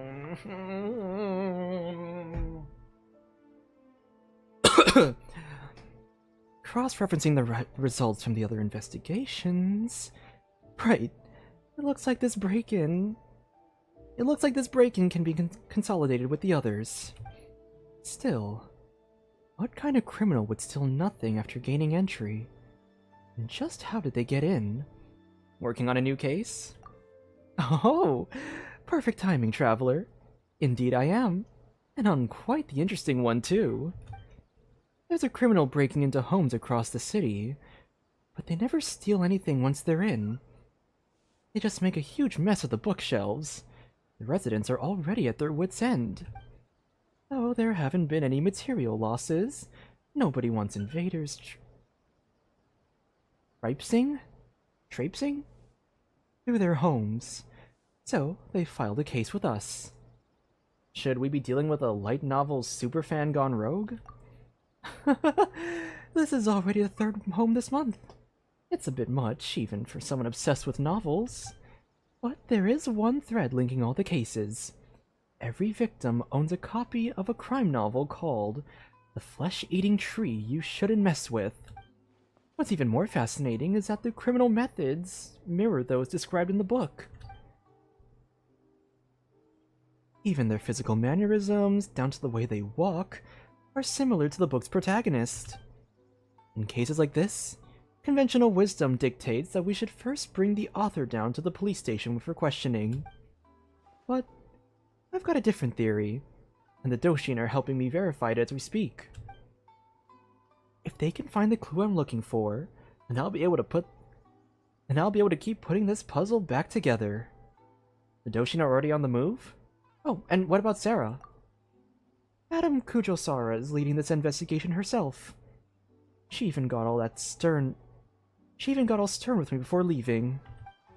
I'll trust your judgment for now, Shikanoin, but how certain are you? And what did you say? Right now, about 30%. If their findings align with my expectations, 60%. And in the meantime, I need to find someone. If they really exist, then the truth won't be far off. And what kind of person would that be? Someone with a motive to track down every copy of The Flesh-Eating Tree That You Shouldn't Mess With.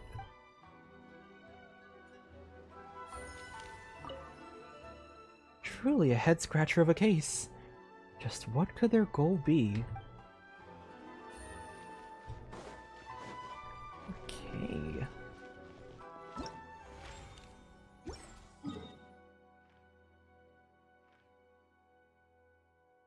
Inazuma, nope. I'll go back to Mondstadt just in case. Oh, Kirara's still in the area, okay.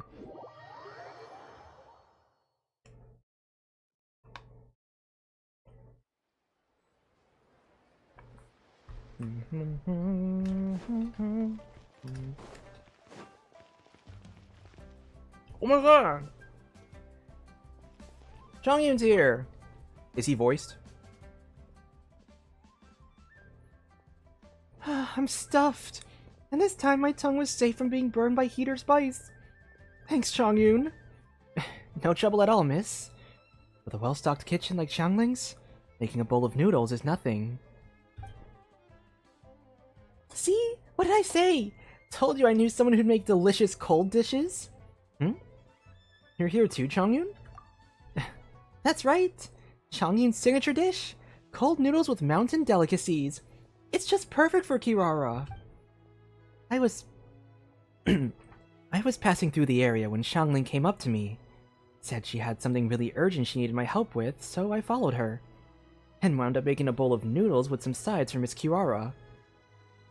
When you put it like that, things was conditioned.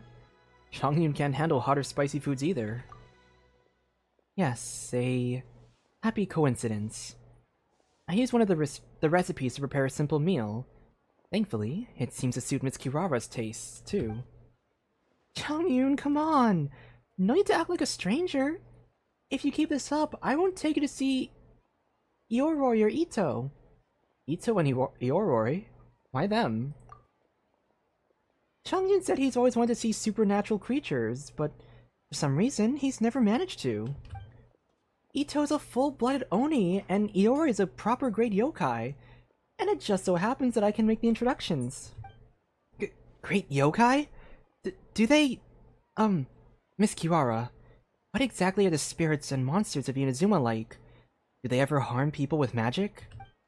If they're really fierce, I can always ask Lanyan from Chenyu Vale's Lan clan to help.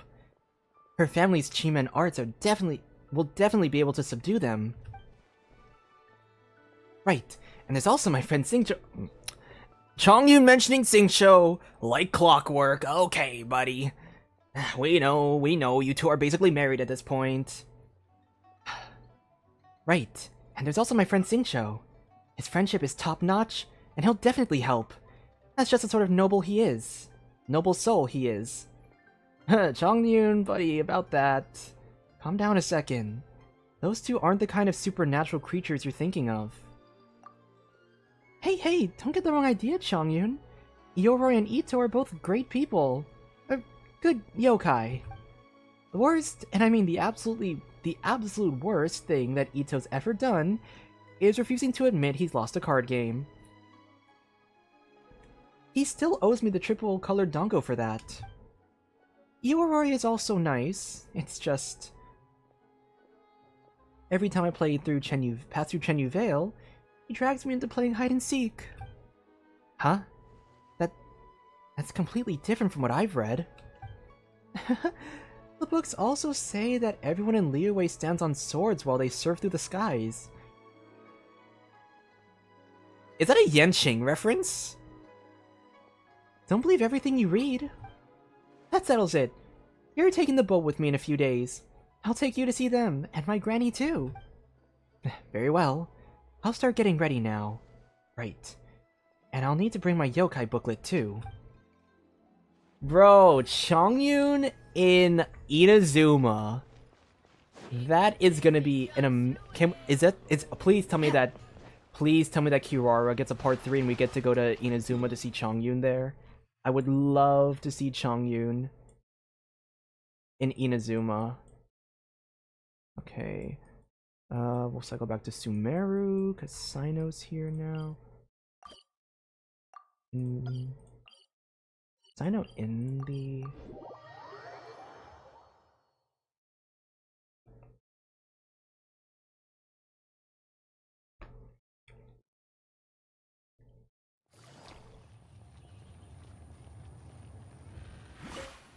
Oh no.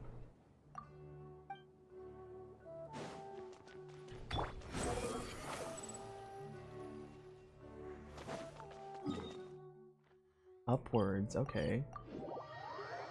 Or maybe not? Oh, there he is. Quit following me. I'm serious. You should let me come with you. Or, if not me, then at least find some mercenaries to join you. A large group moves too slowly. Speed is what we need to catch a fugitive like him. I like how the first two anecdotes are just Sino just being like, you know, just a silly little guy, and now he's just like Matra mode. He's like, I'm gonna fuck him up. That fugitive. But that's enough. Proceed as planned. We have to get him on the first try.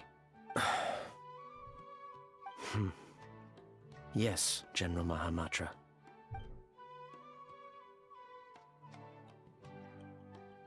Trouble brewing? Nothing major. A scholar made a prohibited device and fled the academia with it. We're already in pursuit. We've decided to act discreetly to avoid alarming the general public. Sounds like you're going alone then? Affirmative. The plan is all set. Other Matra will prepare the trap, and I will go alone and drive him into it. He's cunning. He's already outwitted multiple Matra tracking him, and some sustained significant injuries. But he won't escape this time. I know you won't fail, Sino. Don't worry. I'm just scaring a cowardly little jackal. It'll jump into the trap on its own. If it resists, then the sands will claim it. It's fine. I handle cases like this all the time. There won't be any surprises. Not even a single joke. Can't say I'm used to this side of you yet. Sorry. Inspiration eludes me for now. I'll be sure to tell you a good one once I get back. Ooh. Interesting. So Sino's getting serious mode up in here. Kinda surprised we haven't gotten any Natlan ones yet. Oh, but Charlotte's back. Let's see, what's the closest teleport? Maybe here?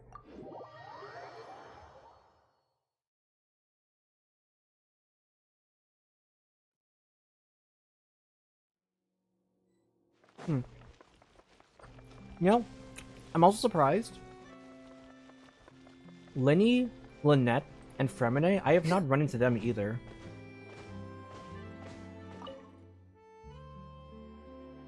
You don't need any kind of camouflage to fit into Nodcry. People from everywhere in all walks of life congregate there. There isn't a thing you could wear that would stand out. Huh? Really? Then I'll just wear what I've got on now. You'll freeze to death. Tactful as always. I'll make you something more suitable for the cold. Come pick it up in 2 weeks. Understood. Thanks, Chiori. It's nothing. Oh, and by the way, those gloves you were eyeing earlier, they'd clash horribly with your look. Well, I was just browsing. And you won't accidentally bump into Clorand in my shop either. What? I wasn't... When she orders gloves from me, I usually have Kirara deliver them straight to her door. The only person you'll meet camping here for her is Chevreuse. Perhaps you've a taste for the Special Patrol's hospitality? Nope, not at all. Zero interest. Like I said, 2 weeks, in-store pickup. Yes, got it. And thanks. Traveler, sorry to keep you waiting. If you'd like to buy something, just say so. Well, I'm also just browsing. I'm a bit busy, so no invitations to come in for tea and chit-chat today. You know our business hours, so if you'd like to try or buy, just drop by then. I'll be heading back in. And, little Miss Journalist, remember, 2 weeks. Yes, absolutely. Looks like nothing gets past Chiori. Time to change tack. You even came here to stalk Clorand? Someone told me that Clorand sometimes comes here to buy gloves. Turns out he was playing me for a fool. Forget it. That's not what matters now. My priority is to stock up and prep for my trip to Nodcry. You convince your parents? Mom wasn't totally sold, but I never imagined how supportive Pops would be. He even gave me advice and helped me plan some potential potential vacation spots to visit. And not only that, he helped buy a bunch of stuff and send letters to his friends there. asking them to help look after me. I already know them, though.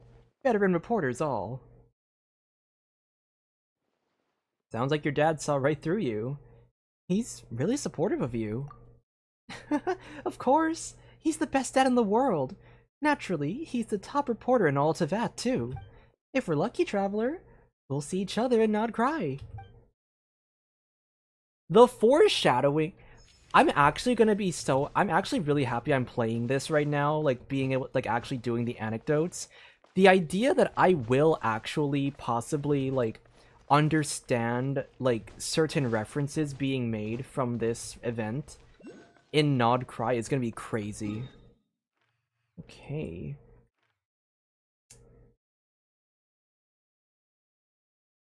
Interesting.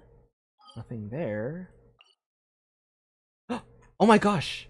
Okay, we're gonna do Hazel's first, but I think... Okay, Hazel and Mizuki are here in the city. I think Chongyun's gonna be here. Chongyun and Inazuma. Holy shit. I think I saw a post on Twitter talking about that, but at the same time, I wasn't sure if it was, like, Chongyun actually went to Inazuma, or if it was, like, somebody saying that they were foreshadowing it, so I actually didn't know that for sure. So now I know for sure, like, from this here, like, Chongyun is in Inazuma.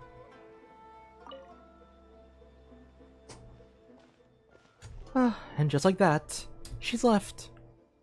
She looked like she was in pain, too. Must have had to go take her medicine. So, what's it about this time? Oh, just in time, Traveler. Remember that case from before? I already cracked it. Elementary for dear Hazel, I see. Was there but one truth this time? I suppose I could tell you the whole story. You look like you might explode from curiosity otherwise. She probably won't come after me for leaking the case details. In short, the culprit was a student who frequented second-hand bookshops. Too poor to buy books, he'd just read them on sight. One day, he wrote a letter confessing his love to a girl he admired in secret and planned to slip it into her desk. But in the end, shyness got the better of him, and he retrieved it unopened. Dejected, he began to head back home. On the way, he wanted to crumple the letter into a ball and toss it, but couldn't bear to do that either, so he began mindlessly fanning himself with it. Just then, he passed by a second-hand bookshop, so, to distract himself from his problems, he decided to head in and finish a novel he had started reading a few days earlier. After finishing The Flesh-Eating Tree That You Shouldn't Mess With, he returned home, only to discover that his love letter was nowhere to be seen. Wait, he didn't leave the letter stuck inside the book, did he? Exactly. He had accidentally used his love letter as a bookmark while reading. By the time he realized his mistake and returned to retrieve it, he found the book had already been sold, and the shopkeeper couldn't recall the buyer's name. If anyone saw that letter... the poor kid must have been driving himself crazy, thinking, if anyone reads that, I'm done for. I've got to get it back, no matter what. Desperate, he turned to the modus operandi he read about in that same crime novel to retrieve it. I don't know if it's because he's actually really talented, due to the book's meticulous and detailed descriptions, or maybe because Inazuma City's been so safe lately that no one bothers with basic precautions. But he succeeded. He used the criminal techniques in the book to conduct numerous break-ins, and threw all of Hanamizaka into chaos. As the case was initially pretty minor, only the Doshin was assigned to the case at first. But as investigations stalled out, the public got more and more restless. So, Madame Kujo assigned me to take charge. Fortunately, it wasn't too complicated. And as for the process, well, I'd say things went pretty smoothly. So, how'd you catch the guy? Well, I didn't really catch him, per se. One of the Doshin from the station bought a copy of the flesh-eating tree that you shouldn't mess with. He was going on about how I gotta see it for myself. How good a book. Wait. He was going on about how I gotta see for myself how good a book that can make a criminal risk. How good a book that can make a criminal willing to risk it all is. And when he opened it, the letter just fell out. After reading this baffling love letter, everything clicked. So, I just picked a time when classes were about to finish, intercepting our little criminal on his way out. He didn't even try to run? Of course he did. Turned tail and was about to bolt the second he saw me. So I just said... I just said, if you run, I'll show the letter to your crush's desk mate. No sooner had I finished speaking that he meekly surrendered. That's crazy. That's great. I love the freaking like slide. That's a scene I saw on TikTok. Just a fucking there goes my baby.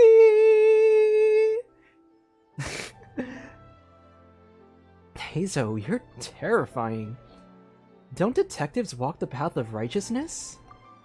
It was a bluff. I'd never actually follow through with something that low. I might be a kid, but a crime is a crime. And crimes come with consequences. He'll have to take responsibility and pay all the restitution required. He was a bit too good at it. Feels like he's got a very dangerous talent. Oh, that's it. That's why I say that criminal novels that romanticize crime end up desensitizing people to it. Something like this isn't really illegal, right? No harm, no foul. It's no big deal. Once ideas like that start warming into people's minds, they might unknowingly turn into fools who cross the line. Traveler, do you think like that? Yes, constantly. Right now even. Lock me up, Warden. I want the handcuffs. Oh my, really? Tread lightly then. Should you act on these thoughts, I might get put on your trail. And next thing you know, Madame Cujo will be clapping you in irons. Clapping me? That was very inappropriate, I'm sorry. And we'd best avoid that scenario. She's rough with the cuffs. To say nothing of the chafing when she leads you around. Oh boy. Y'all, that one subsection of Genshin folks is they're happy with that imagery. Would you look at the time?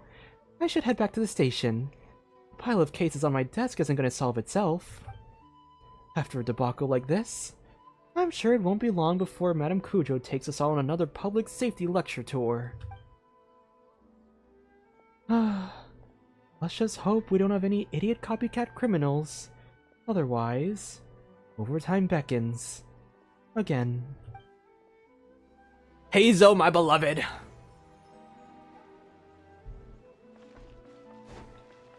Hazo, my beloved. My Pookie.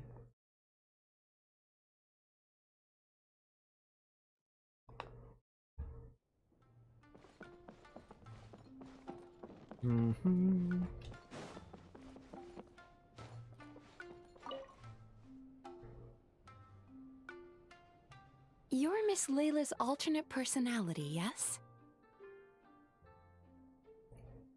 The animation. Wait, I saw that. I saw the animation. Alternate personality? Don't mistake me, little Miss Yokai. I am Layla. I'm just sleepwalking right now. You're Dreamwalker, Layla. No less than I'd expect of my dear friend Traveler. An apt... I'm gonna butcher that word so badly, guys. Sobriquet? Banquet. Sobriquet? I think it's sobriquet. Your personality is the opposite of Miss Layla's. Almost like a mask worn over her original personality. A mask? Now, that's an amusing way of putting it. How many more masks like you are there? That's a nice pose you're striking, little Miss Yokai. What would you do if I were to say more than one? My response depends on your answer, so please do so. But let me be clear, lies are of no use here. Oh my, how terrifying. But relax. I'm one of a kind. And what's more, I'm nothing like you assume. At most, I help her with her homework and draw star charts after she finally falls asleep. She's been pushing herself harder lately, piling more pressure on herself. Not that she'd admit it, but I know absolutely everything that goes on in her mind. She's clearly doing a good job, but she won't rest until she's found some flaw, even if there isn't one to find. Such intense introjected aggression.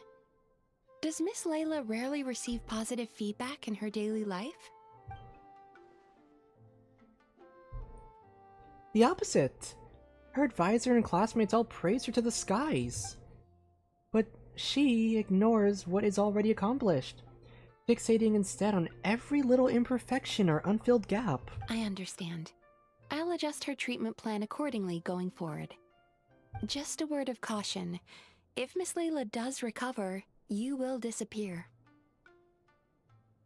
That's so sad. This is such a... Oh my gosh. I always am interested in those kinds of storylines and thinking like having those two personalities. I always get so interested in like how would the original like person react to like their, I guess, like their alter getting like disappearing after like an event.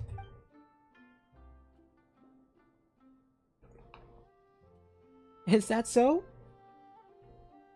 Great. Looking forward to it. Huh? What, confused? Little Miss Yokai, I am Layla. I always have been. Rather than disappearing, it'd just be the mask being dropped. Traveler, would you mind supporting me a bit? I think she's about ready to wake.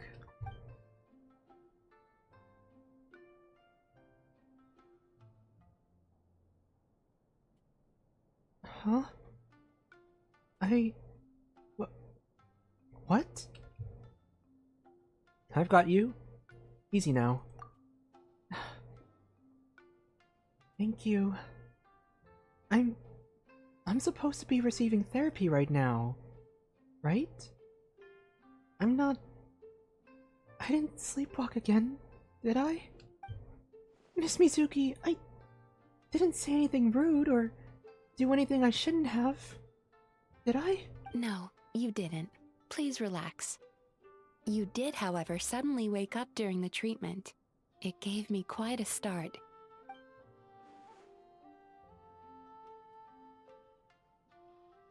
I'm sorry. It must be because I've barely slept these past few weeks. As soon as I stop sleeping well, I start sleepwalking. In that case, how do you feel now after that little rest?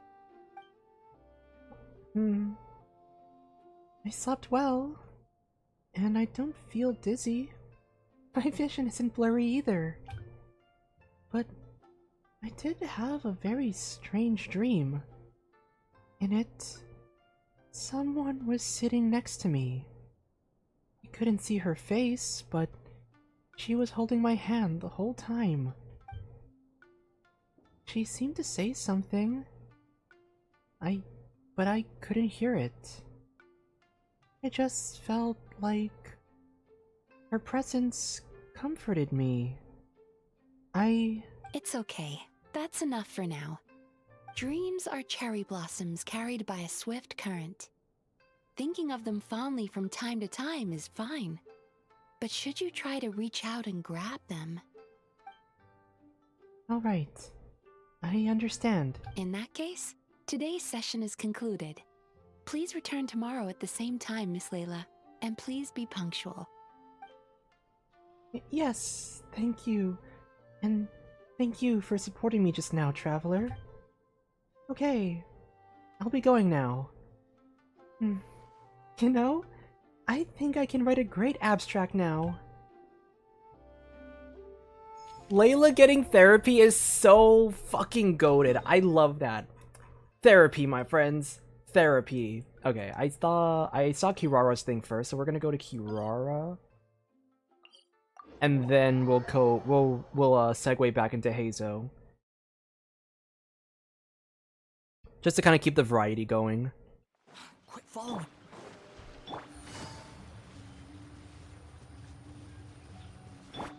Behold.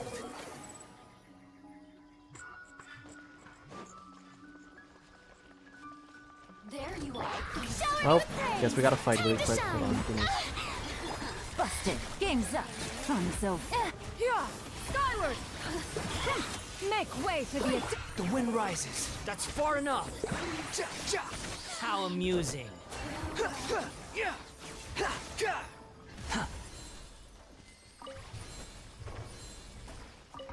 Nice. I'm surprised that Hazo's has a third anecdote. Kind of expecting that second one to be the last.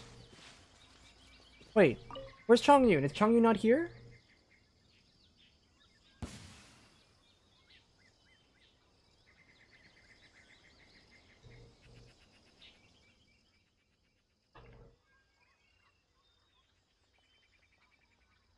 Oh, kind and generous Yoroi, another Tanuki. I promise I'll bring you lots of treats next time, so please let me go this once. And here I thought you were a fast runner, little Nekomata. Yet you can't even catch a few little tanuki? Youth these days, no discipline at all. Kirara, what are you doing here? Oh, the hide-and-seek master has shown himself. Ask him for lessons. Traveler, please help me with Yoroi. I really don't have time to play today. I've got a whole pile of deliveries left. Every time a delivery takes me to Chenyu Forest, Yoroi stops me and has me play hide and seek with the little tanuki. It's fun to play with them every now and then, but when it's every single time, well, I'm on the clock. After all, it's not like I can just sit around all day, every day like Yoroi. You insolent little Nekomata! I am Ioroi, hidden protector of the grove. It is a most heavy responsibility I bear. What do you mean, sit around here? Do you mean to say that I am idle? Heavy responsibility, huh? True enough. You're pretty heavy now that you're a big ol' rock. But that's not the point! Hurry up and lift the barrier spell, or I'm gonna be late delivering my packages! Why are young yokai all so impetuous? Did you really think I'd hinder your duties? Yobu Koban, has the package been delivered? Yes! Left it on the table. Huh? Wait, when did you... My package! Ha!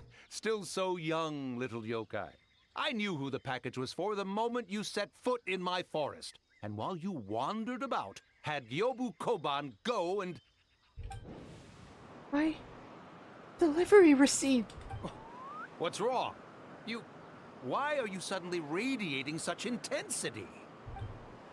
My delivery receipt is stuck on top of the box. If they don't sign it, then the delivery isn't considered complete. And if they throw away the box, I may as well have never delivered the package at all. If this delivery was for nothing, then you're not getting any moss clean next time I'm in Chenyu Forest! And once you're all overgrown, you'll just be a big dumb rug that nobody can even see. Yeah, you come back! Yobu Koban, after her! You absolutely positively must help her get that receipt thingy back.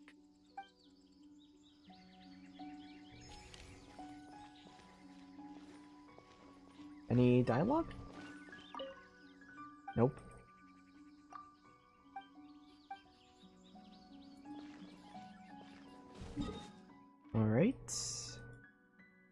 Bring it back. Ezo.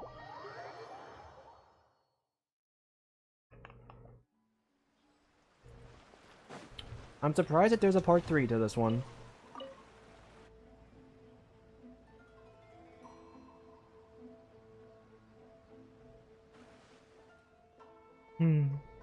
Looks like another uneventful day in Hanamizaka. Well, since I am already out and about, I might as well grab a quick bite before reporting back to Madame Kujo. Gotcha, Detective Slacker. But on the contrary, I've just finished my work as a doshin. My work as a detective has not yet begun. That accusation was almost too flimsy to bother refuting. Semantics, Heizo. So, when does the case cracking start? Now, actually. I wasn't joking. Recently, a group of shady peddlers have been hawking illicit potions all over Hanamizaka. They used to be legitimate vendors, but they've gone rogue for some reason. They're using their legal businesses as a cover to lead us in circles. The Doshin have been on it for ages without finding anything conclusive. So, I plan to break this case wide open. My way. Need help? We can team up. Appreciated. But this case isn't nearly serious enough to warrant you getting involved. Sango and the others have been conducting a covert investigation for some time now. They've already got most of the evidence. Now, it's my turn. It'll be a cinch for the great Detective Heizo. Case is as good as closed. Now that's a welcome sentiment, traveler. If everything does go well, I'll treat you to something tasty. Promise.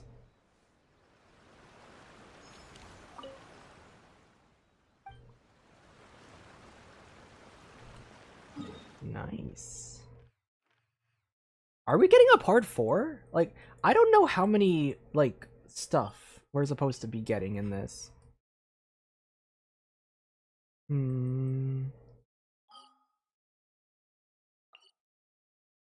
Natlan still does not have. Really?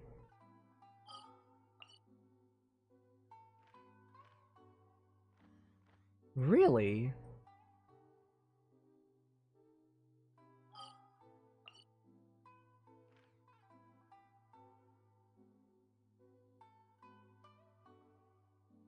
Do I have to go searching up or something? Like, why is it not... Why are the icons not popping up on the map?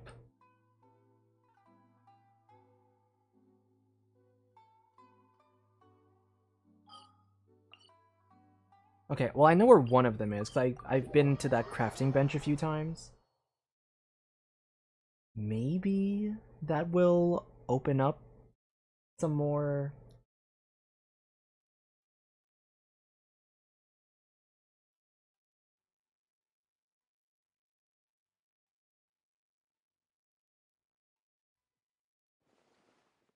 Because I'm pretty sure... Oh. No one's at the crafting bench.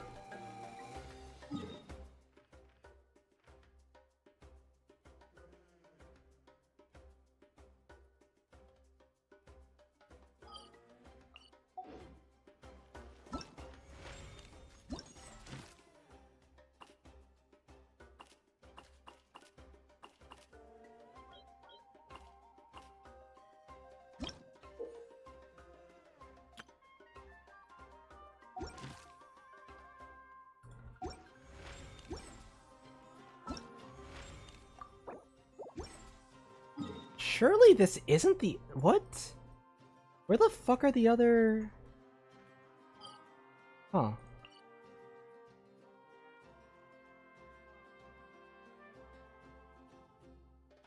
Okay, we're gonna search it up. There is no way in hell that these anecdotes are just...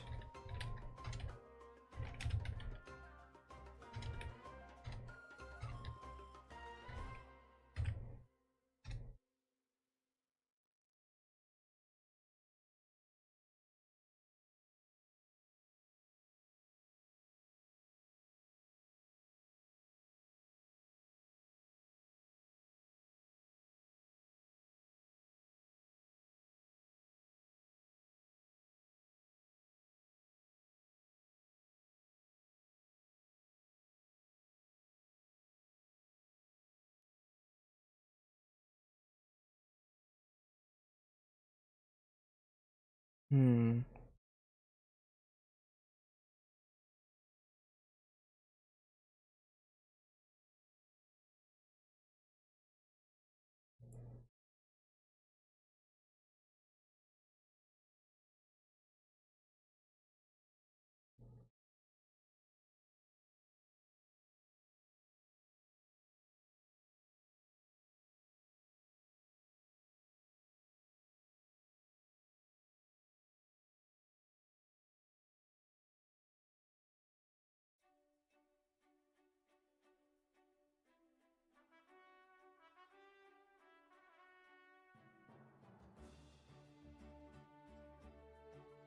Wait, the event starts with a limit of 5 available marked anecdotes in total.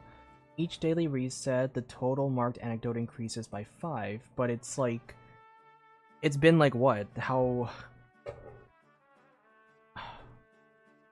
been almost like we're in like 35. Like, all of them should have been unlocked by now, right? So where the fuck are they?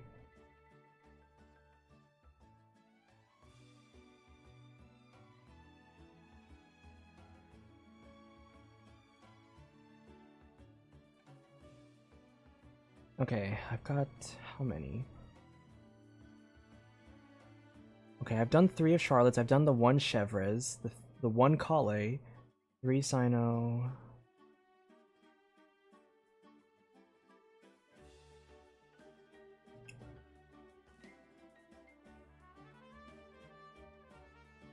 Hazel has 5. Wow. Okay.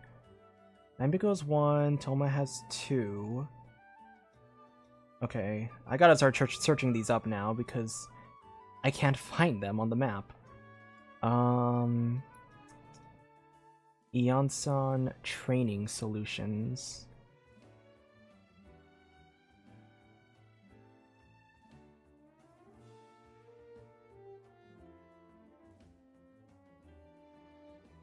Who appears to be using the training bench, the crafting bench. Well, we're at the crafting bench and she's not here.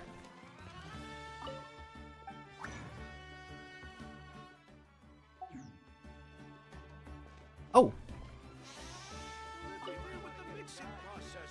1, 2... should need to make a few more. What are you making, Eon-san? Some topical injury ointments. One of our tribesmen, the idiot, put way too much weight on the barbell for his squats. He lost control and threw out his back. He's just lucky others reacted so fast. If they hadn't managed to rush in to stabilize the barbell... That could have gone horridly. I gave him a detailed, clear training plan, and specifically warned him multiple times to have me spot him if he wanted to push himself with heavier weights. But no, the fool got all full of himself, had to try on his own, and refused to listen to everyone else. Now he's stuck with a busted back. Even my special ointments can't cure him overnight. What a pain. Now I'll have to go and give them another safety lecture in a few days. Oh, that's it? Is the ability to not get lost some sort of talent? I think I've run into Kenichi here a few times too. Place. The world is full of surprises. We're gonna have to... I really am gonna have to just like search these up like one at a time because I... for the life of me, cannot remember. Aoife. Also, apparently, is... okay, maybe Kenichi. Are they all just at the crafting bench? Who appears to be talking to Catherine. Add Astro...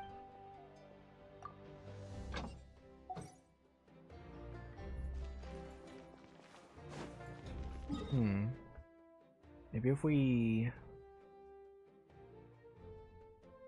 maybe if we go somewhere else? Okay, let's try Saw You. The...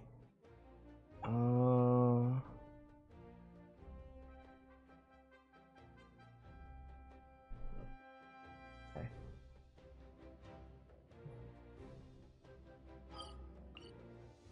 Around here?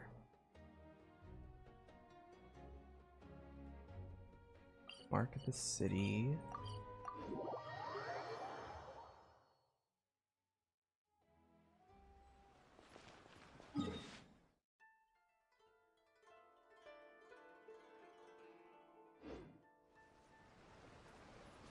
Here, apparently.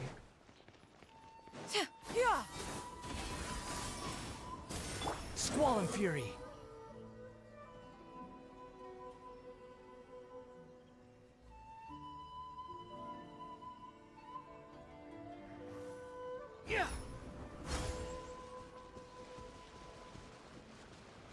Huh.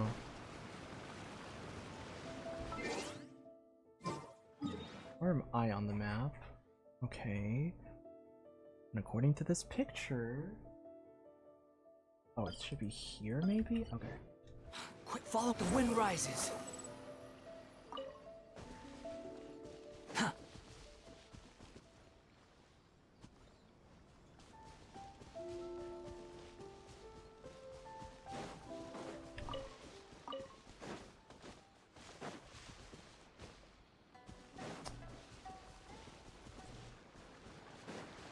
There's no way that I've exhausted all of my daily reset stuff, right? Like, they have to be here. Surely. Squall and Fury!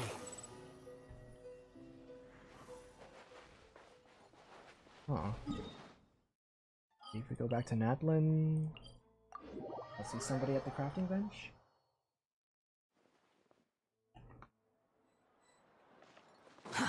Too slow.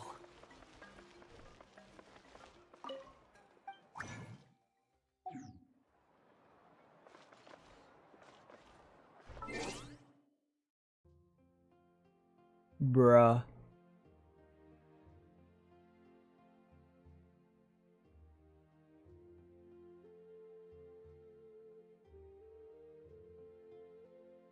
Huh. Maybe... Hazo? Maybe Hazo's last one?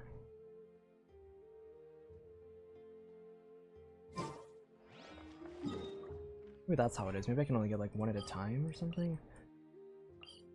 Only I knew how this event worked from the last time I played.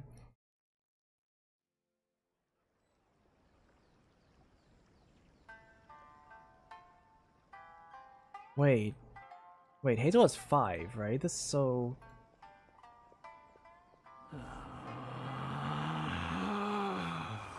Relax. Would it be here? No. A little further up?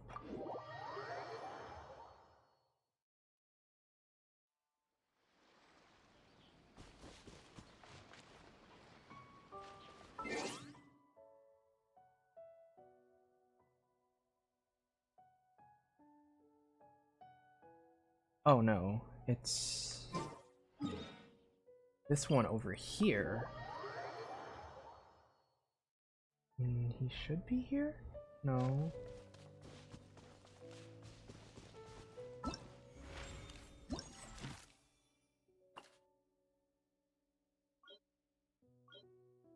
Huh.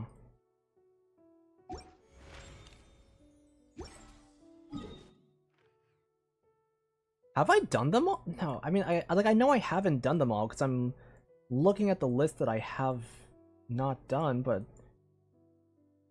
am I seriously not able to find, like... Am I seriously not able to track any other, like... Really? I don't have that much else to get through.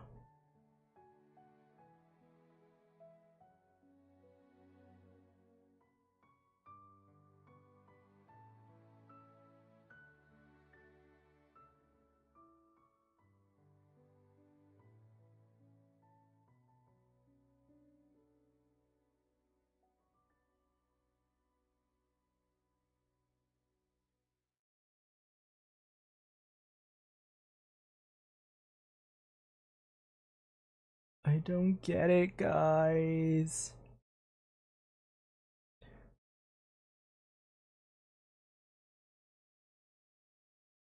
What am I doing wrong? There's like... I only have 1, 2, 3, 4, 5, 6. I have 6 more things according to this listing, but I can't find it.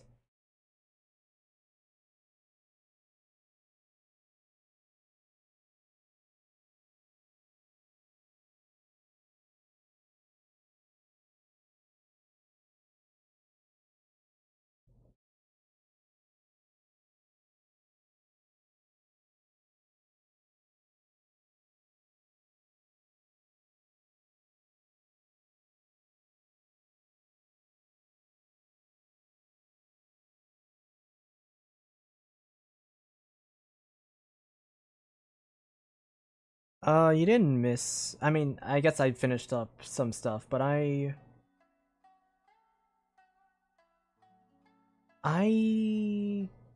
can't find the rest of the people.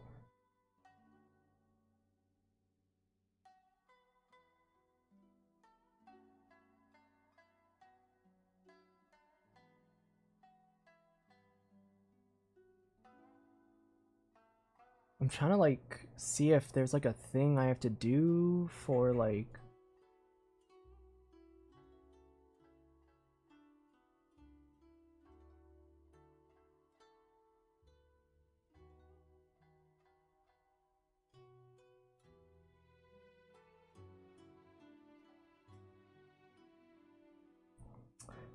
they're time gated. Okay, I think that's gonna be it then for this. I can't.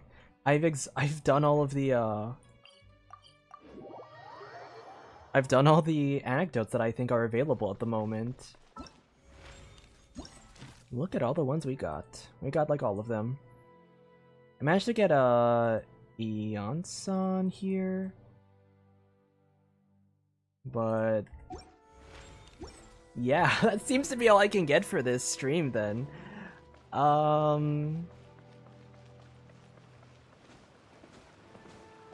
I guess that's not too bad. I can do this off stream. Like I'll do the rest off stream. I don't think I'm gonna be missing. I'm not gonna be missing like too much. I believe. Kenichis. I tried. I've been trying. I've been like teleporting back into this area. It says I gotta do like teleport to like here, and characters either have they're either at the crafting bench, or they're like here talking to Catherine. But like, how the frick do I get them to appear? Literally what happened was when I did Eonsons, I was just using the crafting bench here, like I just like decided to click on it. Did you just fucking shush me? Wretched vermin! Anyway, as I was saying, interact with bench or Catherine. Yeah, I tried, like, here. Ad astra abyssa. And then like what? Like this, I guess? Did they appear? They're not appearing.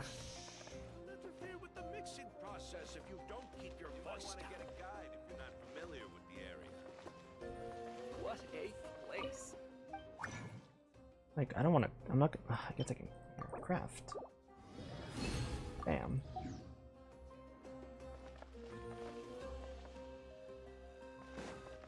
Ad astra. Damn, only one Natlan anecdote per day. Shit.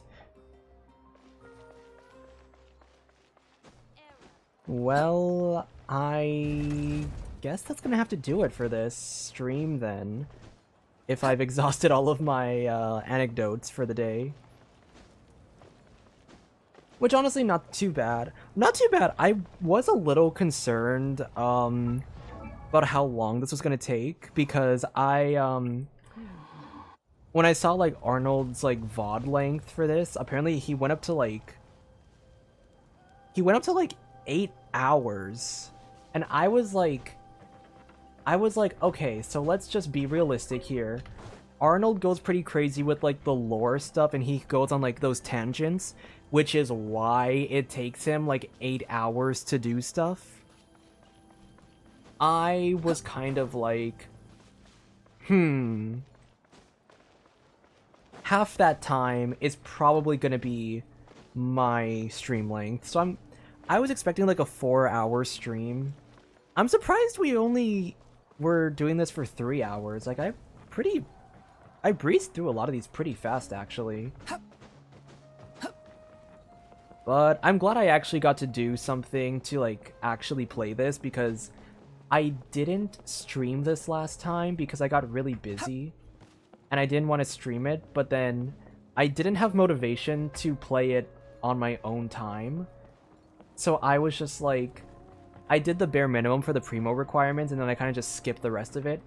And then I find out that there's actually like pretty interesting lore stuff with these anecdotes, so I was like, okay, next time we next time we get an anecdote thing, I'm gonna like actually stream it so I can get myself to do it. Quit following. And I am glad I got to do it. Like there was some pretty cool like lore stuff here and there. I am expecting that we're gonna see Toma's mom and Charlotte both appear in Nod Cry, considering the stuff with this anecdotes lore bits. So that's gonna be exciting.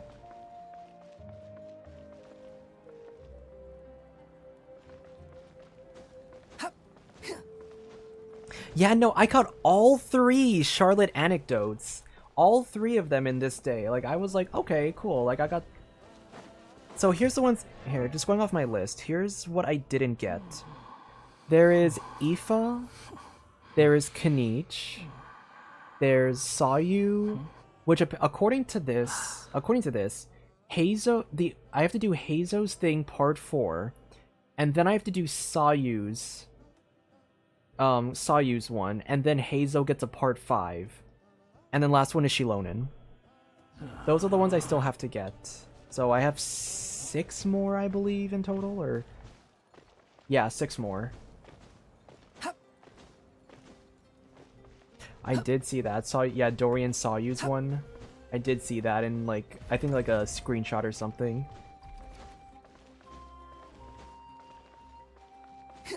But anyway, I guess that'll do it for this stream. Closing notes. I'm not entirely sure what day I'm gonna get the weapon video out, because I do plan to make a video. Like covering like just the general like who can use these weapons for 5.8. What was it? It's like doing 5.8 weapon video, but I figure out when I'm gonna make that video, because like I have tonight, which I could work on it a little bit after this stream, but what is it? I am like gonna be out all day tomorrow. I might do it tomorrow night, but I also might be out tomorrow night. Friday is a bit iffy because I might be able to have the whole day to myself on Friday, but I'm also on call for work on Friday, so I might not have Friday night to work on it. I'm hoping, fingers crossed, I'm hoping at the latest I'll have it posted by Saturday. If I really use my time wisely and lock in on everything, but if I'm not able to, then maybe I'll just have it be posted for Tuesdays. I'll post it by Tuesday for like the what was it, the maintenance period. So that's the best I got in terms of like what was it? That's the best I got in terms of